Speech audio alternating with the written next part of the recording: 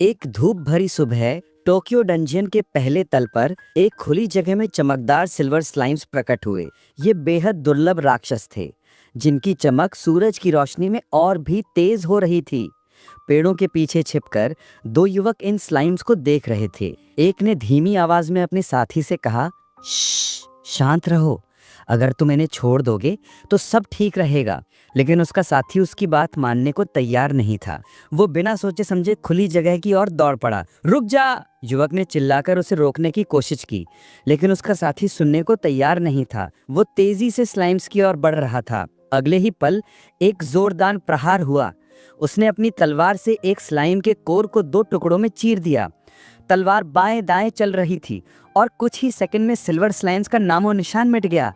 खुली जगह अब खाली थी और उस युवक की आंखों में हरी आग की तरह चमक थी। वो कोई और नहीं बल्कि ताकाहाशी यूको था। उसने ना केवल स्लाइम्स को हराया, बल्कि उसे एस रैंक के 3 दुर्लभ उपकरण मिले: सिल्वर स्लाइम कवच, दस्ताने और जूते। ये सब देखकर वहां मौजूद एक हरे हुडी वाला युवक हैरान रह गया। "वाह, इसने तो कमाल कर दिया!" उसने कहा। "इतना दुर्लभ लूट, ये तो सचमुच भाग्यशाली है।" ताकाहाशी यूको खुद भी विश्वास नहीं कर पा रहा था कि उसे इतने उच्च स्तर के उपकरण मिल गए हैं। ये उसके लिए किसी चमत्कार से कम नहीं था, मानो उसकी पिछली जिंदगी की सभी बाधाओं का इनाम हो। पहले वो एक कांसे रैंक का साहसी था, लेकिन अब वो कुछ और बन चुका था। अचानक एक और व्यक्ति ने अपने स्मार्टफोन की स्क्रीन दिखाई। स्क्रीन पर खबर थी कि राक्षस अब बाहर की दुनिया में भी फैल चुके हैं। बाहर रहना अब खतरनाक हो गया था। एक युवक चिल्लाया, "हमें डंजन के और गहरे हिस्से में जाना चाहिए।" लेकिन कुछ लोग डर रहे थे। उनका मानना था कि ऊपर से राक्षस उनका पीछा करेंगे। ताकाहाशी ने एक बुजुर्ग व्यक्ति की ओर देखा और उसे भागने की सलाह दी। "दादाजी, अब स्लाइम्स का शिकार करने का समय नहीं है, भाग जाइए।" उसने बुजुर्ग के कंधे पर हाथ रखा, लेकिन उन्होंने उसका हाथ झटक दिया। "मुझे रोकने की कोशिश मत करो," बुजुर्ग ने जिद्दी स्वर में कहा, और स्लाइम्स की ओर बढ़ गए। वहां मौजूद लोग उन्हें पागल समझ रहे थे। एक युवक ने बुजुर्ग को धक्का दे दिया, जिससे वो जमीन पर गिर पड़े। उनका हुड हट गया और उनके चेहरे पर उम्र की गहरी लकीरें साफ दिख रही थी। दशकों पहले जब साहसियों का युग शुरू हुआ था, तो दुनिया बदल गई थी। एक नई प्रणाली विकसित हुई थी, जिसमें स्तर केवल राक्षसों को हराने से बढ़ता था। हर स्तर के साथ शक्ति, गति और सहनशक्ति जैसे गुणों में बदलाव आता था। कभी कभी साहसियों को जादू या विशेष कौशल भी मिलते थे। ताकाहाशी यूको ने अपने सपने को सच करने के लिए कड़ी मेहनत की थी। अब वो स्तर 98 पर था। उसकी शक्ति, गति और सहन शक्ति 5, चपलता 4, जादुई शक्ति 3 और तत्वों के प्रति प्रतिरोध 2 था। वो बुजुर्ग कोई और नहीं बल्कि ताकाहाशी यूको ही था। उसने अपने जीवन में अनगिनत राक्षसों का सामना किया था। उस दिन उसकी तलवार भी टूट गई थी, लेकिन उसने हार नहीं मानी। उसने एक विशाल पारदर्शी स्लाइम पर हमला किया, जिसके बीच में एक बड़ा कोर था। तलवार टूटने के बाद उसने अपने दांतों से स्लाइम को चीर दिया। तभी सिस्टम से एक संदेश आया, "ताकाहाशी यूको, आपने अधिकतम स्तर 99 प्राप्त कर लिया है। बधाई हो।" उसके कानों में ये शब्द गूंज रहे थे। उसकी आंखों पर विश्वास नहीं हो रहा था। उसने इतने वर्षों की मेहनत के बाद आखिरकार वो हासिल कर लिया था जिसका उसने सपना देखा था। उसकी शक्ति में 1 इकाई की वृद्धि हुई थी। लेकिन जब उसने अपनी उपलब्धि बोर्ड देखा, तो उसका दिल टूट गया। केवल 1 इकाई, इतनी मेहनत के बाद बस इतना ही। निराशा में वो जमीन पर गिर पड़ा। क्या उसका सारा जीवन व्यर्थ गया था? वो अपनी माँ को भी नहीं बचा सका था। उसकी आंखों से आंसू बहने लगे। अंधेरे से राक्षस तेजी से उसकी ओर बढ़ रहे थे। तभी एक विशाल राक्षस का पंजा उसकी ओर बढ़ा। उसका शरीर कुचलने वाला था। लेकिन तभी सिस्टम में एक त्रुटि हुई। एक संदेश चमका, "ताकाहाशी यूको की सिस्टम में त्रुटि। जीवन पुनर्जनन और रोल बैक फंक्शन लागू। छुपे हुए पैरामीटर प्रकट। बोनस विशेषताएं प्लस 9999।" उसने अपनी आंखें खोली। उसकी दृष्टि धुंधली थी, लेकिन वो जिंदा था। सामने एक मुस्कुराती हुई लड़की खड़ी थी। "मिस्टर ताकाहाशी, बधाई हो, अब आप एक साहसी बन गए हैं।" उसने एक पेंडेंट उसे थमाया। ताकाहाशी हक्का बक्का रह गया। वो उस दिन को याद करने लगा जब उसने साहसियों के गिल्ड में पंजीकरण कराया था। उसने अपने स्मार्टफोन की स्क्रीन देखी। पसीना उसके माथे पर था। क्या ये वही दिन है? ताकाहाशी यूको की आंखें आश्चर्य से फैल गईं। ये क्या है? उसने अपने स्मार्टफोन की स्क्रीन पर नजर डाली। उसकी विशेषताओं की तालिका में एक नया कॉलम जोड़ा गया था, भाग्य। ये एक ऐसी विशेषता थी जो पहले कभी नहीं दिखी थी। क्या ये वही छुपा हुआ पैरामीटर है जो मेरे पिछले जीवन में था? यूको ने सोचा। उसे विश्वास नहीं हो रहा था। 70 साल की असफलताओं से भरा जीवन जीने वाला ताकाहाशी यूको अब इस नई शक्ति के साथ खड़ा था। उसने हाल ही में जो कुछ अनुभव किया था वो सब कुछ बदल रहा था। अब ये सही समय था अपनी नई विशेषता भाग्य को आजमाने का। वो टोक्यो डंजन के पहले तल, जिसे अमर पदचिन्ह कहा जाता था, में प्रवेश कर चुका था। अचानक उसकी नजर एक हल्की सी हलचल पर पड़ी। उसने पलटकर देखा और उसकी आंखें आश्चर्य से चमक उठीं। ये एक सिल्वर स्लाइम था, वही राक्षस जिसे उसने अपने पिछले जीवन में केवल एक बार देखा था। ये स्लाइम्स अनुभव अंक देने में बहुत उदार होते थे, लेकिन इनकी फुर्ती और भागने की आदत इन्हें पकड़ना मुश्किल बनाती थी। यूको ने सोचा, बस एक कदम और मेरी तलवार इसे छू लेगी। वो तेजी से स्लाइम की ओर बढ़ा, लेकिन तभी घास में कुछ चमका। एक तीर उसके पैर के पास जमीन में जा धंसा। अब माफ करना, किसी ने दूर से चिल्लाया। यूको ने मन ही मन उस अज्ञात व्यक्ति को कोसा। क्या बेवकूफ़ी है, इतने शोर से तो स्लाइम भाग जाना चाहिए था। लेकिन आश्चर्यजनक रूप से स्लाइम वहीं रुका रहा। अगले ही पल वो राक्षस हमले के लिए तैयार हो गया। यूको ने अपनी तलवार संभाली और स्लाइम की ओर झपटा। उसकी तलवार का निशाना सटीक था, सीधे स्लाइम के कोर में। कोर टुकड़ों में बिखर गया, लेकिन तलवार भी एक ही प्रहार में टूट गई। ये सिल्वर स्लाइम्स वाकई मजबूत हैं, यूको ने सोचा। तभी उसकी नज़र घास पर पड़ी, जहां कुछ चमक रहा था। वो करीब गया और देखा एक एस रैंक सिल्वर तलवार।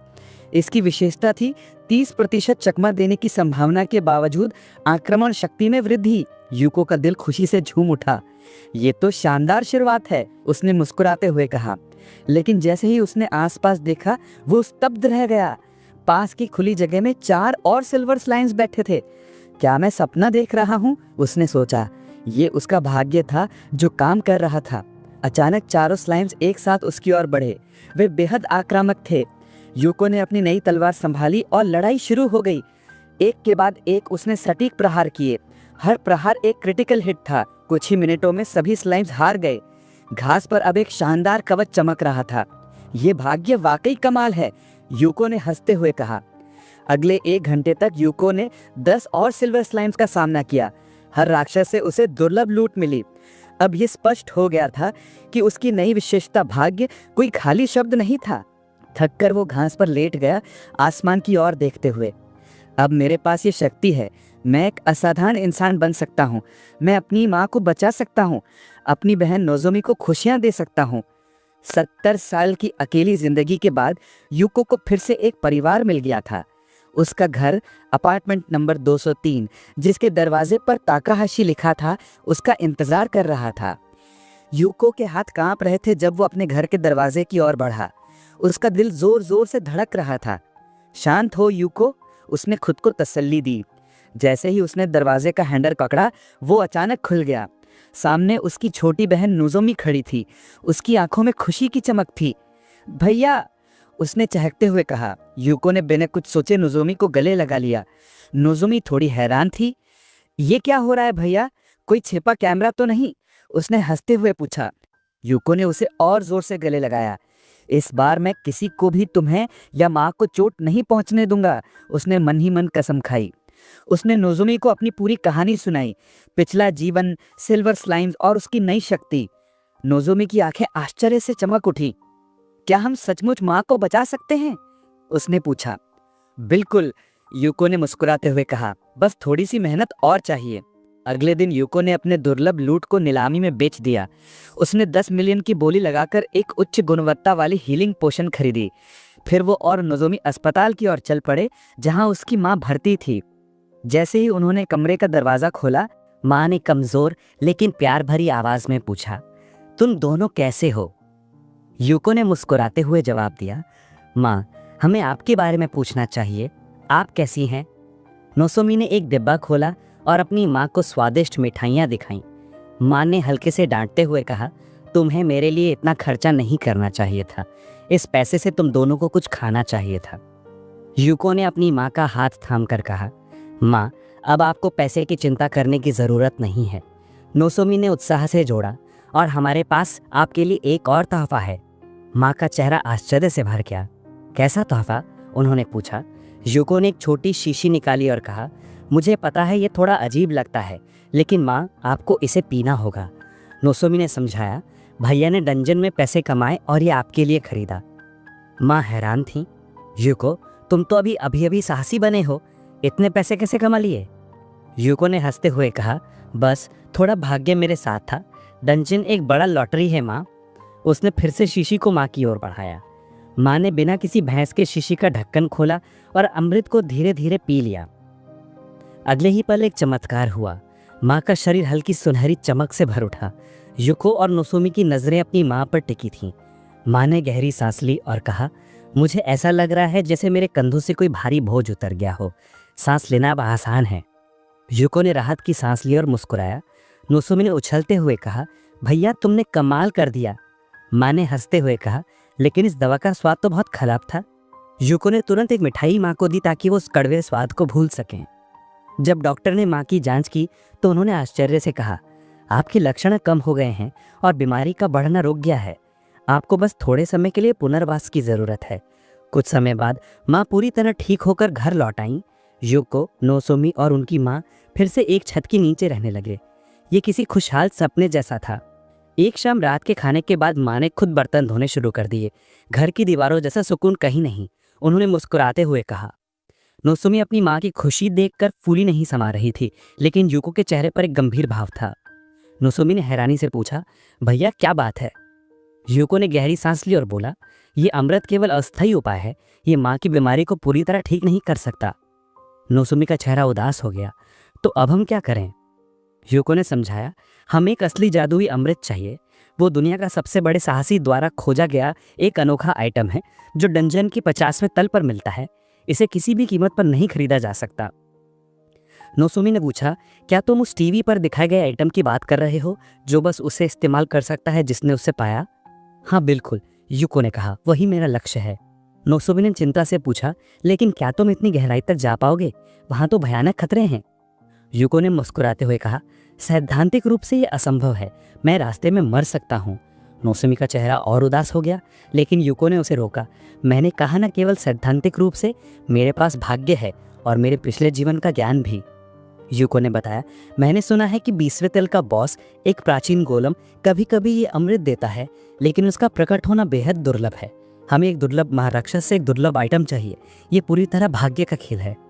उसने आके कहा, मेरे पिछले जीवन में मैंने केवल एक बार सुना था कि किसी ने इस गोलम से अमृत प्राप्त किया, लेकिन अब मेरे नए भाग्य के साथ मुझे यकीन है कि मैं इसे ढूंढ लूंगा। नोसोमी ने अपने भाई को देखा। उसकी आंखों में शक था, लेकिन साथ ही विश्वास भी। तुम कुछ भी कर सकते हो भैया, उसने हंसते हुए कहा। यूको का हौसला बढ़ गया। जब आपका परिवार आप पर विश्वास करता है तो कुछ भी असंभव नहीं है, लेकिन डंजन में जाने से पहले मुझे तैयारी करनी होगी। नोसोमी ने हैरानी से पूछा, तैयारी यानी क्या? यूको ने जवाब दिया, हर जगह एक रास्ता होता है नोसोमी। वो ड्रेसर की ओर गया जहां उनका पारिवारिक फोटो फ्रेम में सजा था। उसने अपनी सिल्वर स्लाइम तलवार उठाई, जिसकी विशेषता थी आक्रमण की शक्ति में वृद्धि, लेकिन 30% चकमा देने की संभावना। साथ ही उसने सिल्वर स्लाइम का आंसू लिया, जो 33% मौके के साथ नुकसान को कम करता था। नोसोमी ने पूछा, तुम अभी रवाना होने वाले हो? आमतौर पर योद्धा डंजन में भारी कवच पहनते हैं। यूको ने हंसते हुए कहा, मैं इतना मजबूत नहीं हूँ कि भारी कवच उठा सकूं। मेरी विशेषता मेरी सीमाएं दिखाती हैं। मुझे केवल अपने भाग्य पर ही भरोसा करना होगा। उसने अपनी स्किल्स की जांच की। माइटी लेड लंच, एक ऐसी युद्ध तकनीक जिसमें 30% संभावना थी कि 3 क्रिटिकल हिट्स लगातार लगें। नोसोमी ने सुझाव दिया, 5वें तल पर एलिस का माल्यार्पण है। वहाँ के राक्षसों से जादुई फल मिल सकता है जो तुम्हारी मदद करेगा। बिल्कुल, यूको ने कहा, लेकिन तुम चिंता मत करो, मैं अपना ख्याल रखूंगा। नोसोमी ने अपने भाई को गले लगाया। तुम्हें कुछ नहीं होगा भैया, बस माँ को ठीक करने वाला अमृत ले आना। यूको ने मुस्कुराते हुए सर हिलाया। उसका दिल जोश से भरा हुआ था। वो जानता था कि ये यात्रा आसान नहीं होगी, लेकिन अपने परिवार के लिए वो कुछ भी करने को तैयार था। ताकाहाशी यूको के रवाना होने से पहले नोसोमी ने उनके लिए एक छोटा सा पैकेट तैयार किया था, जिसमें रास्ते के लिए कुछ खाने का सामान था। तुम्हें जंगल में फल तो मिल ही जाएंगे, लेकिन फिर भी ये रख लो, उसने मुस्कुराते हुए कहा। यूको ने अपनी बहन की ओर देखा और दिल से शुक्रिया अदा किया। तुम्हारा ख्याल रखने के लिए धन्यवाद नोसोमी। एक पैकेट सिस्टम विंडो में प्रदर्शित हुआ। यूको ने दरवाजा खोला और अपने घर से बाहर कदम रखा। एक नए साहसिक सफर उसका इंतजार कर रहा था। टोक्यो डंजन का 5वां तल, जिसे एलिस का माल्यार्पण कहा जाता था, एक घना और रहस्यमय जंगल था। पेड़ों की टहनियों पर बैंगनी रंग के भूतिया मशरूम चमक रहे थे। मांसाहारी पौधे कीड़ों को अपना शिकार बना रहे थे। यूको ने सावधानी से कदम बढ़ाए, अपने नक्शे पर भरोसा करते हुए। ये तल निचले स्तर का माना जाता था और पहले ही कई साहसियों द्वारा साफ कर दिया गया था। जब तक मेरे पास नक्शा है, कोई समस्या नहीं होगी, उसने मन ही मन सोचा। जंगल में आगे बढ़ते हुए यूको की नज़र एक चींटी मानव जैसे पेड़ों के समूह पर पड़ी। वो जानता था कि ये चींटियां छलावण का इस्तेमाल करती थीं। बाहर से वे साधारण पेड़ जैसे दिखते थे, लेकिन करीब से देखने पर उनके पत्तों में नसों की कमी और जोड़ों का अजीब दिशा में फैलाव स्पष्ट था। ये जड़ें उनके पैरों की तरह थीं, जिनसे वे जंगल में घूमते थे। अचानक एक पेड़ के तने पर लाल आंखें चमकी। यूको की आंखों में चमक आ गई। उसने अपनी सिल्वर स्लाइम तलवार निकाली और एक जोरदार प्रहार किया। Critical hit. राक्षस 2 टुकड़ों में बट गया। बस इनके प्रकट होने की भविष्यवाणी करनी है और काम हो गया, उसने मुस्कुराते हुए सोचा। जमीन पर एक जादुई फल चमक रहा था। यूको ने उसे उठाया और एक काट लिया। स्वाद हल्का सा नाशपाती और सेब जैसा था। स्वाद मायने नहीं रखता, उसने खुद को याद दिलाया और अपनी विशेषताओं की जांच की। जादुई फल ने उसकी शक्ति में मामूली वृद्धि की थी। ये छोटा सा प्रभाव भी मुझे एक मजबूत योद्धा बना सकता है, उसने उत्साह से सोचा। यूको ने चींटी राक्षसों का शिकार शुरू किया। वो लड़ता, फल खाता, फिर लड़ता। दिन के अंत तक वो जादुई फलों के स्वाद से तंग आ चुका था। उसने नोसोमी का दिया हुआ खाना निकाला और दोपहर का भोजन किया। भोजन के बाद उसने अपनी प्रगति जांची। अच्छा, मैं मध्यवर्ती युद्ध स्तर पर पहुंच गया हूँ, वो खुशी से मुस्कुराया। लेकिन अब समय था वापस लौटने का। तभी उसे किसी की मौजूदगी का एहसास हुआ। यूको ने तेजी से पलटकर चिल्लाया, कौन है वहां? अरे, तुम सारा लूट अकेले नहीं ले सकते, एक कर्कश आवाज गूंजी। 2 लोग खुली जगह में प्रकट हुए। एक के दांत सोने की तरह चमक रहे थे और दूसरे की उंगली में एक चमकदार अंगूठी थी। यूको ने ठंडे स्वर में जवाब दिया, मुझे तुम्हारे साहसिक प्रमाण पत्र दिखाई नहीं दे रहे। क्या तुम वे लोग हो जो दूसरों की मेहनत का फायदा उठाते हैं? छोटे कद के आदमी ने हंसते हुए कहा, हाँ, और यहाँ एक बिगड़ा हुआ बच्चा है जो अपने उपकरणों पर निर्भर है। दूसरे ने धमकी दी, अच्छे से अपना सामान दे दो तो हम तुम्हें जिंदा लिए हुए हैं। यूको ने बिना समय गवाए आक्रमण किया। उसकी तलवार तेजी से चली और पहला डाकू जमीन पर गिर पड़ा। करीब था लेकिन सब ठीक रहा, यूको ने सोचा। डाकू ने बीस्टिंग लंच का इस्तेमाल किया था, एक 25वें दल का स्किल जो सटीक प्रहार की गारंटी देता था और आक्रमण की शक्ति को 30% कम कर देता था। लेकिन यूको के सिल्वर स्लाइम के आंसू से भीगे कपड़ों ने नुकसान कम कर दिया। अगर मेरा भाग्य साथ नहीं देता तो मेरा पेट अभी छलनी हो गया होता। दूसरा डाकू डर से कांप रहा था। यामादा को एक ही मुक्के में ढेर कर दिया, उसने डरते हुए कहा। यूको ने शांत स्वर में कहा, हथियार डाल दो तो जान बचा लोगे। लेकिन डाकू ने हार नहीं मानी। मुझे कम मत समझना, वो चिल्लाया। दूरी से योद्धा आसानी से हार जाता है। यूको ने जवाब दिया, तुम सही कह रहे हो, मैं तुम तक नहीं पहुंच सकता। डाकू ने आत्मविश्वास से मुस्कुराया, सोच कर कि यूको ने हार मान ली है। लेकिन यूको ने हार नहीं मानी थी। उसने एक पोर्टल सक्रिय किया और उसमें से एक रंग बिरंगा जादुई डंडा निकाला। डाकू हंस पड़ा, ये क्या बेकार चीज है, मेरा जादुई डंडा इससे ज्यादा बेहतर है। यूको ने अपना डंडा हवा में लहराया। ये विपत्ति का पदार्थ था जो उसने बैरनएंड को हराकर प्राप्त किया था। ये एक दुर्लभ आइटम था जो यादृच्छिक जादू उत्पन्न करता था। इसमें 40% संभावना थी कि विफल हो जाए, 30% कमजोर जादू की, 20% बफ या डिबफ की और केवल 9% मध्यम स्तर के जादू की। उपयोगी जादू की संभावना लगभग 0 थी। डाकू ने फायरबॉल, एक मध्यम स्तर का जादू, छोड़ा। उसका आत्मविश्वास अपने विशेष उपकरणों पर था जो जादू की शक्ति को 40% बढ़ाते थे। वो निश्चित था कि यूको का कमजोर जादू उसका मुकाबला नहीं कर सकता। लेकिन यूको स्थिर खड़ा रहा। ये अब जाग रहा है, उसने बदबुदाया। उसने अपना डंडा हिलाया और विपत्ति का पदार्थ सक्रिय हो गया। अचानक जंगल में एक ज्वालामुखी सा विस्फोट हुआ। आकाश में आग की लपटें उठी। एक टॉप लेवल मीटियोर स्पेल प्रकट हुआ जिसकी संभावना केवल 0.05%। डाकू ने अपना सिर पकड़ लिया। ये बच्चा इतना शक्तिशाली जादू कैसे कर सकता है? वो डर से चीखने लगा। उसका शरीर जलने लगा और वो एक छोटे असहाय शावक में बदल गया। यूको ने अपने टूटे हुए डंडे को देखा और उसे फेंक दिया। अब ये बेकार है, उसने सोचा। वो अपनी जीत से खुद भी हैरान था। मेरा भाग्य वाकई कमाल का है। यूको ने दोनों डाकुओं को बांध लिया। इन्हें यहाँ छोड़ना ठीक नहीं, उसने सोचा। वो उन्हें घसीटते हुए सीढ़ियों की ओर बढ़ा। अब समय था वापस लौटने का। उसका दिल जोश और आत्मविश्वास से भरा हुआ था। वो जानता था कि उसका भाग्य और पिछले जीवन का ज्ञान उसे उस नामुमकिन अमृत तक पहुंचा देगा। ताकाहाशी यूको थकान से चूर घर की ओर बढ़ रहा था। डंगियों से लौटने का ये सफर किसी कंप्यूटर गेम जैसा लग रहा था। उसने दोनों डाकुओं यमादा और हाशिमोतो को पुलिस के हवाले कर दिया था। पूछताछ सूरज के क्षितिज पर आने तक चली और तब जाकर यूको को अपनी थकान का एहसास हुआ। वो अभी घर नहीं जा सकता था, उसे एक जगह रुकना था, साहसियों के गिल्ड का कार्यालय। वहां पहुंचते ही उसने रिसेप्शन पर बैठी लड़की से कहा, मुझे माफ करें, मैं काफी समय से संपर्क में नहीं था, कुछ छोटी मोटी परेशानियां थीं। लड़की ने मुस्कुराते हुए पूछा, आप मिस्टर ताकाहाशी यूको है ना? उसकी मुस्कान में एक चमक थी। पुलिस ने हमें आपके कारनामों के बारे में बता दिया।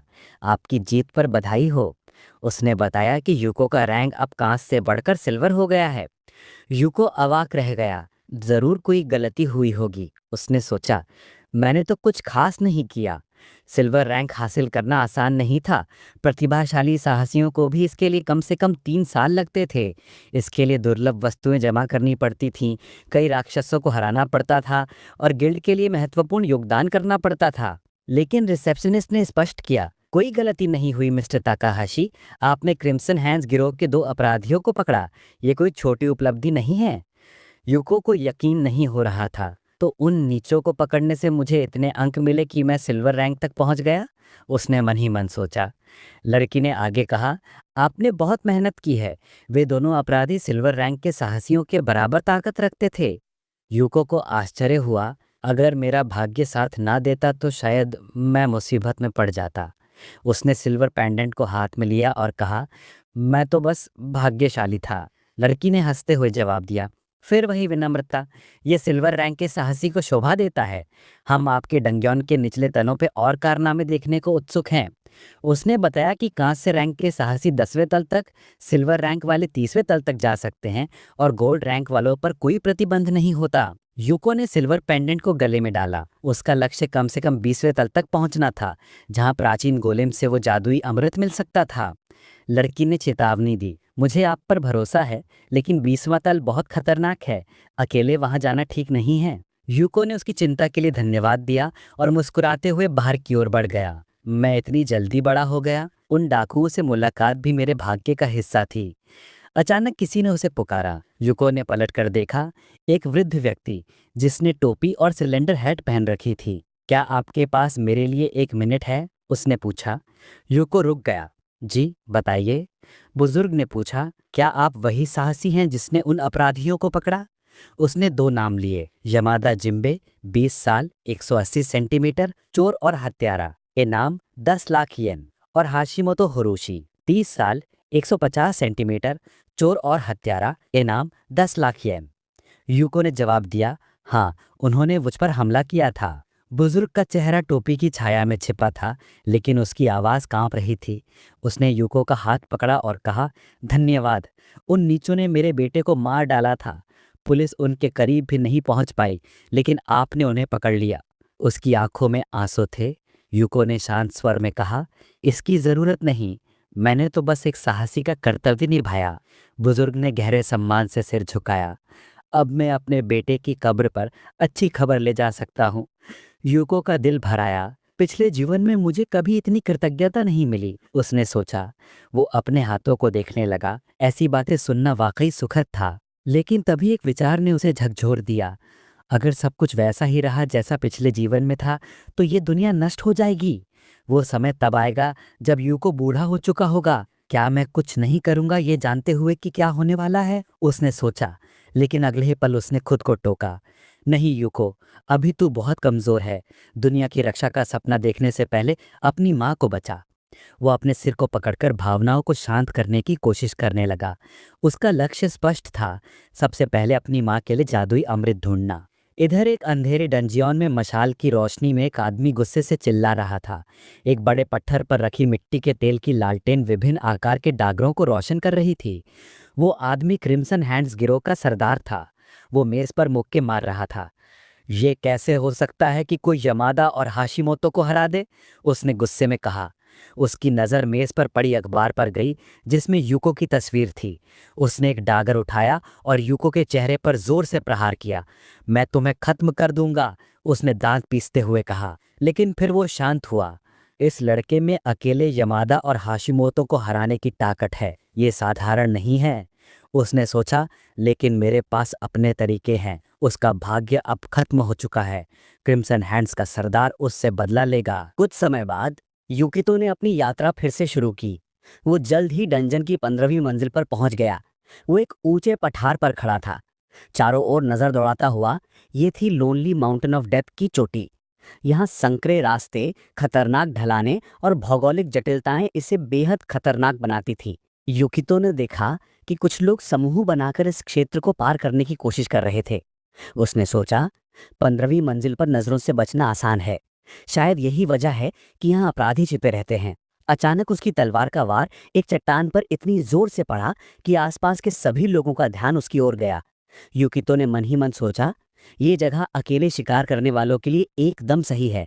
यहाँ मैं लेवल अप कर सकता हूँ और 20वीं मंजिल के लिए जरूरी स्किल सीख सकता हूँ। उसने अपनी तलवार उठाई और एक विशाल चील को निशाना बनाया। शुरू में वो सिर्फ सिल्वर स्लाइम्स पर ध्यान देना चाहता था, लेकिन अब शायद उसने उन्हें इतना ज्यादा मार दिया था कि वे दिखना ही बंद हो गए थे। युकितो ने अपनी रणनीति बदली। उसने तय किया कि अब जो भी मॉन्स्टर सामने आएगा उसे खत्म कर देगा। आज वो पूरी मेहनत करने के मूड में था। रास्ते में उसने कई मॉन्स्टर्स को हराया। एक विशाल चील, एक भूखा आर्मर डिल्वो, एक अजीब एक आंख वाला जीव और एक विशाल भालू। इस दौरान उसे कुछ जादुई सामान भी मिले, एक मैजिक बो, एक नई तलवार और मजबूत दस्ताने। लेकिन उसे नहीं पता था कि कोई उसे लगातार छिपकर देख रहा था। स्कारलेट हैंड्स का सरदाना। वो छुपकर युकितो का विश्लेषण कर रहा था। उसने देखा कि युकितो अकेला था, बिना किसी कवच के उसको आसानी से खत्म कर रहा था। सरदाने को यकीन हो गया कि युकितो ताकाहाशी कोई साधारण योद्धा नहीं था। उसने सोचा, ये लड़का मेरे इलाके में आकर कब्जा करना चाहता है। लेकिन जल्द ही वो शांत हुआ और उसने फैसला किया कि अभी हमला करना ठीक नहीं। वो सही मौके का इंतजार करेगा। पूरा दिन वो चुपचाप पत्थरों के पीछे छिपकर युकितो को देखता रहा। युकितो एक पल के लिए रुका और थोड़ा आराम करने लगा। तभी सरदाने के दिमाग में खतरनाक योजना आई। उसने सोचा, मुझे खुद हमला करने की जरूरत नहीं। ये मेरा इलाका है। यहाँ के जंगल, मॉन्स्टर्स और जानवर अपने इकोसिस्टम में बटे हैं। अगर मैं कुछ शिकारी जानवरों की संख्या कम कर दूं, तो बाकी मॉन्स्टर की तादाद तेजी से बढ़ने लगेगी। उसने अपनी योजना पर काम शुरू कर दिया। उसकी वजह से मॉन्स्टर्स की संख्या कई गुना बढ़ने लगी। अगर इस इलाके का इकोसिस्टम बिगड़ गया तो इन मॉन्स्टर्स को रोकना नामुमकिन हो जाएगा। रात में अपने अड्डे पर लौटकर सरदाने ने आराम किया। सुबह होते ही उसने फैसला किया कि अब समय आ गया है। उसका मानना था कि युकितो ताकाहाशी का अंत बस एक दुर्घटना होगी। वो भी बाकी एडवेंचरर्स की तरह किसी मॉन्स्टर के हाथों मारा जाएगा। ऐसा अंत किसी का ध्यान नहीं खींचेगा। सरदाने के पास एक पाउच था जिसमें मॉन्स्टर कीड़ों को आकर्षित करने वाला एक खास पदार्थ था। उसने उन खतरनाक कीड़ों को युकितो पर हमला करने का आदेश दिया। मन ही मन उसने सोचा, ये कीड़े इस लड़के को जिंदा नहीं छोड़ेंगे। इधर अनजान युकितो एक जंगली सुअर को मारकर अंग जुटा रहा था। तभी उसने एक अजीब सी आवाज सुनी। आवाज तेजी से बढ़ रही थी। कुछ ही पलों में आसमान काला पड़ गया। वो समझ नहीं पाया कि ये क्या था। ये था डेडली सिकास का झुंड, बेहद खतरनाक कीड़े। युकितो को तुरंत समझ आ गया कि इतने खतरनाक कीड़ों से अकेले लड़ना असंभव है। उसने भागने का फैसला किया। उसके दिमाग में बस एक ही ख्याल था, किसी समूह से मिलना। एडवेंचरर्स आमतौर पर कहाँ जमा होते हैं? तनाव भरे हालात में सोचना मुश्किल था।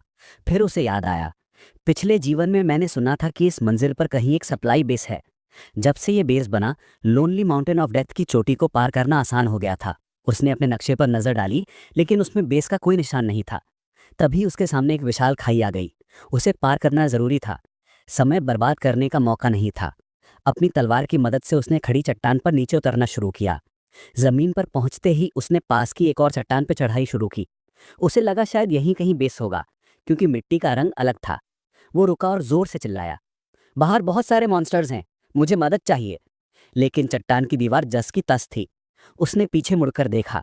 काला बादल और करीब आ चुका था। मॉन्स्टर्स अब बस कुछ ही पल दूर थे। युकितो ने चट्टान से पीठ टिकाई और लड़ाई की तैयारी की।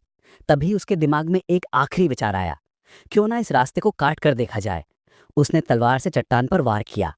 अगले ही पल जो उसने देखा वो उससे दंग रह गया। सुरंग के अंदर कई लोग पड़े थे, औरतें, मर्द, सबके हाथ पैर बंधे थे, मुंह पर टेप लगी थी। युकितो की आंखों पर यकीन नहीं हो रहा था। ये क्या हो रहा है? कैदियों ने उसे देखा। उनकी आंखों में उम्मीद की किरण थी। वो हंसते हुए बोला, उम्मीद करता हूं मैंने गलती से किसी अजीब परवर्ट एसोसिएशन का अड्डा तो नहीं ढूंढ लिया। कोई जवाब नहीं आया। सबके मुंह में गैग थे। युकितो ने सोचा, शायद ऐसा नहीं है। उसने बिजली की तेजी से अपनी तलवार से रस्सियां काटनी शुरू कर दी। कुछ ही सेकंड्स में सभी कैदी आजाद हो गए। उनकी आंखों में राहत थी, जैसे उनकी जान बच गई हो। युकितो ने सवाल शुरू किए। कैदियों ने बताया कि उन पर हमला हुआ था, फिर वे बेहोश हो गए थे। उन्हें मारा क्यों नहीं गया? जवाब साफ था, उन्हें बेचा जाना था।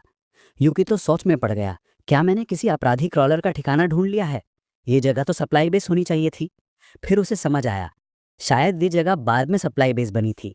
पहले ये अपराधियों का अड्डा था। अपने पिछले जीवन में उसने सुना था कि स्थानीय पुलिस ने इस जगह को खोजा और इसे एडवेंचरर्स के लिए बेस बना दिया।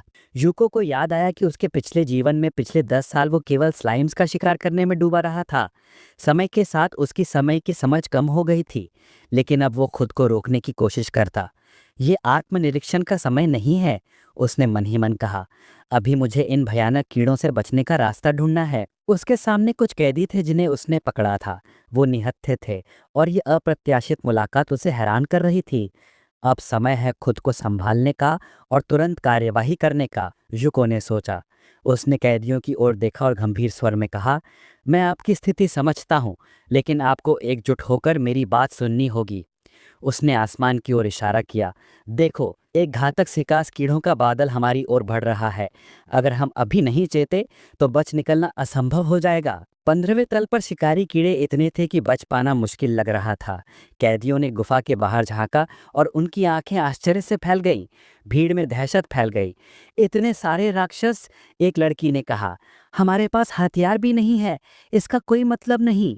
यूको ने मुस्कुराते हुए जवाब दिया, क्रॉलर ने आपका सारा सामान छीन लिया था, लेकिन मैं आपको हथियार दे सकता हूँ।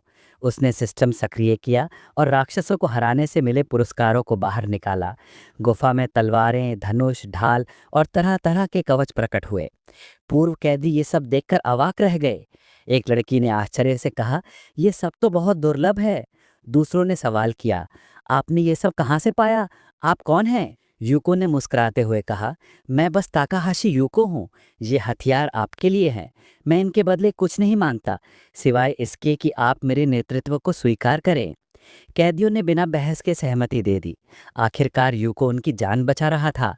एक लाल बालों वाली लड़की ने धनुष उठाया और मुस्कुराते हुए कहा, आपके आदेश का पालन होगा। एक मोटा तगड़ा युवक स्वेच्छा से चारा बनने को तैयार हो गया। बाकी लोग भी एक एक करके यूको के नेतृत्व को स्वीकार करने लगे। यूको गुफा के संकरे प्रवेश द्वार पर खड़ा हो गया। उसने दोनों हाथ फैलाए और कहा, हमें इस संकरे रास्ते का फायदा उठाना चाहिए। इससे हमें सभी राक्षसों को एक साथ नहीं लड़ना पड़ेगा। उसने सभी से अधिक कीड़ों को मारने को कहा। कुछ चेहरों पर डर था तो कुछ में दृढ़ संकल्प। यूको ने विश्वास से कहा, मुझे यकीन है हम मिलकर इस बादल को हरा देंगे। उसने अपनी तलवार ऊपर उठाई और युद्ध का आदेश दिया। जैसे ही कीड़े गुफा तक पहुंचे, यूको ने एक एक करके उन्हें काटना शुरू किया। उसकी रणनीति काम कर रही थी। संकरा प्रवेश द्वार राक्षसों को एक साथ अंदर आने से रोक रहा था। लाल बालों वाली लड़की धनुष से सटीक निशाने लगा रही थी, जबकि एक छोटे कद का युवक कुशल जादूगर की तरह जादू बरसा रहा था। लेकिन राक्षसों की संख्या कम होने का नाम ही नहीं ले रही थी। गुफा का प्रवेश द्वार कीड़ों से ढक गया था। कैदी हताश होने लगे। इनका कोई अंत नहीं, एक ने चिल्लाया। यूको ने देखा कि स्थिति नियंत्रण से बाहर हो रही थी। वो सोचने लगा कि क्या मैं इस युद्ध का रुख बदल सकता हूँ? तभी गुफा की छत हिलने लगी, पत्थर गिरने शुरू हो गए। यूको ने चिल्लाकर कहा, पीछे हटो, अपनी स्थिति बनाए रखो।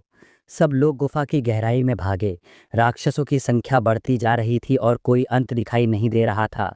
यूको का दिल तेजी से धड़क रहा था। उसके पिछले जीवन की यादें फिर से उभर आईं। वो पल जब उसकी मृत्यु नजदीक थी, लेकिन इस बार वो हार नहीं मानने वाला था। गुफा में स्थिति भयावह हो चुकी थी। घातक सिकास कीड़े चट्टानों को चटकाने लगे थे और दीवारें ढहने की कगार पर थीं। लोग दहशत में थे। उन्हें लग रहा था कि अब मृत्यु नजदीक है।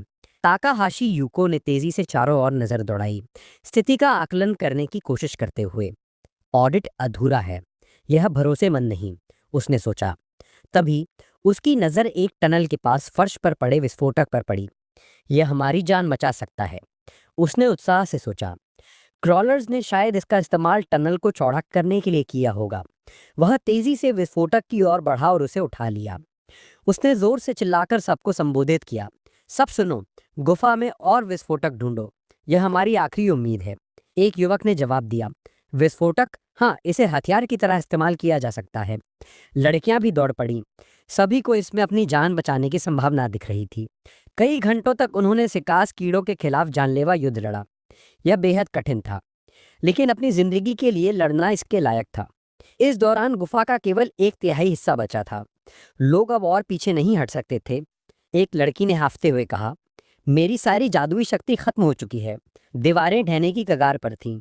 युको स्थिति को नियंत्रित करने की कोशिश कर रहा था, लेकिन वह भी विनाश के संकेत देख सकता था। उसने आंखें बंद की और मन ही मन स्वीकार कर लिया कि अब कोई और रास्ता नहीं बचा। उसने जोर से चिल्लाया, ध्यान दो। सभी ने उसकी ओर देखा। मुझे सारे विस्फोटक दो, उसने आदेश दिया। कोई भी बहस नहीं करना चाहता था, लेकिन उनके चेहरों पर संदेह साफ दिख रहा था। क्या इतने विस्फोटक सभी कीड़ों को खत्म कर पाएंगे? एक ने बुदबुदाया, यह पानी को छलनी में पीसने जैसा है। युको ने विस्फोटकों को पकड़ा और आत्मविश्वास से कहा, मुझे भरोसा है यह काम करेगा।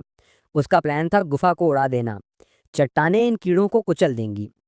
वह जानता था कि यह राक्षस कम बुद्धि वाले हैं और सबसे बड़े खतरे यानी युको को निशाना बनाएंगे। तभी एक लड़की चीखी, छत में छेद हो गया है, सब ढहने वाला है। युको ने अपने दल को चिल्लाकर कहा, भागो, अपनी पंक्ति बनाए रखो। एक युवक ने उससे पूछा, तुम बस यहीं खड़े रहोगे? क्या तुम सचमुच इनके साथ मरने का इरादा रखते हो? युको ने मुस्कुराते हुए जवाब दिया, मुझ पर भरोसा करो। अब वह अकेला था, एक पूरे बादल जैसे कीड़ों के सामने। युको समझ गया था कि कभी कभी जोखिम उठाना पड़ता है। यह वही पल था। उसने X-13 विस्फोटक को सक्रिय करने का फैसला किया। सिस्टम ने चेतावनी दी, आपके पास विस्फोटक कौशल मौजूद नहीं है। विस्फोट की संभावना केवल 50% है। हंटर क्लास के कारण यह संभावना और कम है। लेकिन युको का भाग्य उसका साथी था। एक और चेतावनी आई, वस्तु क्षतिग्रस्त। विस्फोट की संभावना 25%, लेकिन भाग्य ने फिर साथ दिया। एक जोरदार धमाका हुआ और युको खाई में गिर पड़ा। हवा में लटकते हुए उसने कीड़ों को रोकने की कोशिश की। वह एक सच्चे नट की तरह संतुलन बनाने की कोशिश कर रहा था, अपनी सिल्वर तलवार को कसकर पकड़े हुए। उसने डाइसेक्टिंग किक का इस्तेमाल किया, जो पहले कभी असफल नहीं हुआ था। एक राक्षस बच गया। युको ने उसकी आंखों में देखा और सोचा, बस अब बहुत हो गया। उसने एक क्रिटिकल हिट के साथ जोरदार प्रहार किया और खाई से बाहर निकलने की कोशिश की, लेकिन इस बार उसकी तकनीक विफल रही। तलवार की धार चट्टान में नहीं टिकी। अगले ही पल वह खाई में गिरने लगा। बच निकलना असंभव लग रहा था। तभी ऊपर से किसी ने रस्सी फेंकी जो उसके हाथ में रपट गई। आखिरी क्षण में युको ने रस्सी पकड़ ली, अपने नए दोस्तों की मदद को कृतज्ञता से स्वीकार करते हुए। लोग एक दूसरे के पीछे खड़े होकर रस्सी खींचने लगे। युको जल्द ही ठोस जमीन पर पहुंच गया। उसने मुस्कुराते हुए चारों ओर देखा। पूरा क्षेत्र चट्टानों और मरे हुए सिकास कीड़ों के अवशेषों से भरा हुआ था। जब यूको चट्टान पर बैठा तो उसने अपने परिश्रम के परिणाम को देखा। वह प्राउड से भर गया। उन्होंने एक पूरी कीड़ों की सीना को हरा दिया था। जिन लोगों को उसने बचाया उन्होंने अविश्वास से कहा, यह यकीन करना मुश्किल है कि इतने राक्षसों से लड़ने के बाद भी कोई हताहत नहीं हुआ। यूको खुश था। सिस्टम ने सूचना दी, बड़ी संख्या में घातक सिकास नष्ट किए गए। ताकाहाशी यूको को फाइटर रैंक प्रदान किया गया। कीट प्रकार के राक्षसों को 20% अधिक नुकसान। स्तर 3 प्राप्त। नई स्किल, योद्धा अंतर्ज्ञान। इधर डंजीन में क्रिम्सन हैंड्स का सरगना गुस्से से पागल हो रहा था। उसने मेज पर लात मारी और सिर पकड़ लिया। उस नीच ने हमारा अड्डा बर्बाद कर दिया, वह चिल्लाया। उसे एहसास हो गया कि उसे इसके लिए जवाब देना होगा, शायद अपनी जान भी गंवानी पड़े। उसने एक शराब की बोतल उठाई और चिल्लाया, यह सारी मुसीबत उस मूर्ख यूको की वजह से हुई। बोतल का ढक्कन खोलकर उसने लालच से एक बड़ा घूंट लिया। लगभग पूरी बोतल खाली करने के बाद उसने उसे दीवार पर दे मारा और वह टुकड़े टुकड़े में बिखर गई। मैं ताकाहाशी यूको को खुरखान करूंगा, उसने दांत पीसते हुए कसम खाई। वह बदला लेने के लिए तैयार था, चाहे उसकी कीमत उसकी जान ही क्यों न हो। इस बीच यूको निचले तल की लड़ाई खत्म कर गिल्ड ऑफिस पहुंचा। जैसे ही वह अंदर दाखिल हुआ सबकी नजरें उस पर टिक गई। लोग कुछ ढूंढ रहे थे, शायद उसकी उपलब्धियों के बारे में सुनकर। यूको ने मन ही मन सोचा, लगता है अब मुझे लोग पहचानने में गए हैं। रिसेप्शन पर बैठी महिला ने मुस्कुराते हुए कहा, आपने फिर एक बार शानदार प्रदर्शन किया मिस्टर ताकाहाशी। अब आपको माउंटेन क्रशर कहते हैं, जिन्होंने कई लोगों की जान बचाई। ताकाहाशी यूको ने गिल्ड कार्यालय में सभी की पेशकश को विनम्रता से ठुकरा दिया। मुझे माफ करें, मैं बहुत जल्दी में हूँ। दरअसल वह किसी भी टीम में शामिल होने के लिए तैयार नहीं था। वो उसका दिमाग अपनी माँ के लिए जादुई अमृत की खोज में डूबा हुआ था। इस अमृत को पाने में समय और मेहनत लगेगी, इस तरीके से मैं इसे जल्दी नहीं पा सकता। टीम में लूट का बंटवारा रैंडम होता है, जैसे दुर्लभ वस्तु मिलने की संभावना कम हो जाती है। यूको ने कुछ चतुर गणनाएं की और निष्कर्ष निकाला कि गिल्ड में जितने ज्यादा लोग होंगे जीत का प्रतिशत उतना ही कम होगा। लेकिन उसने निराश होने से इनकार कर दिया।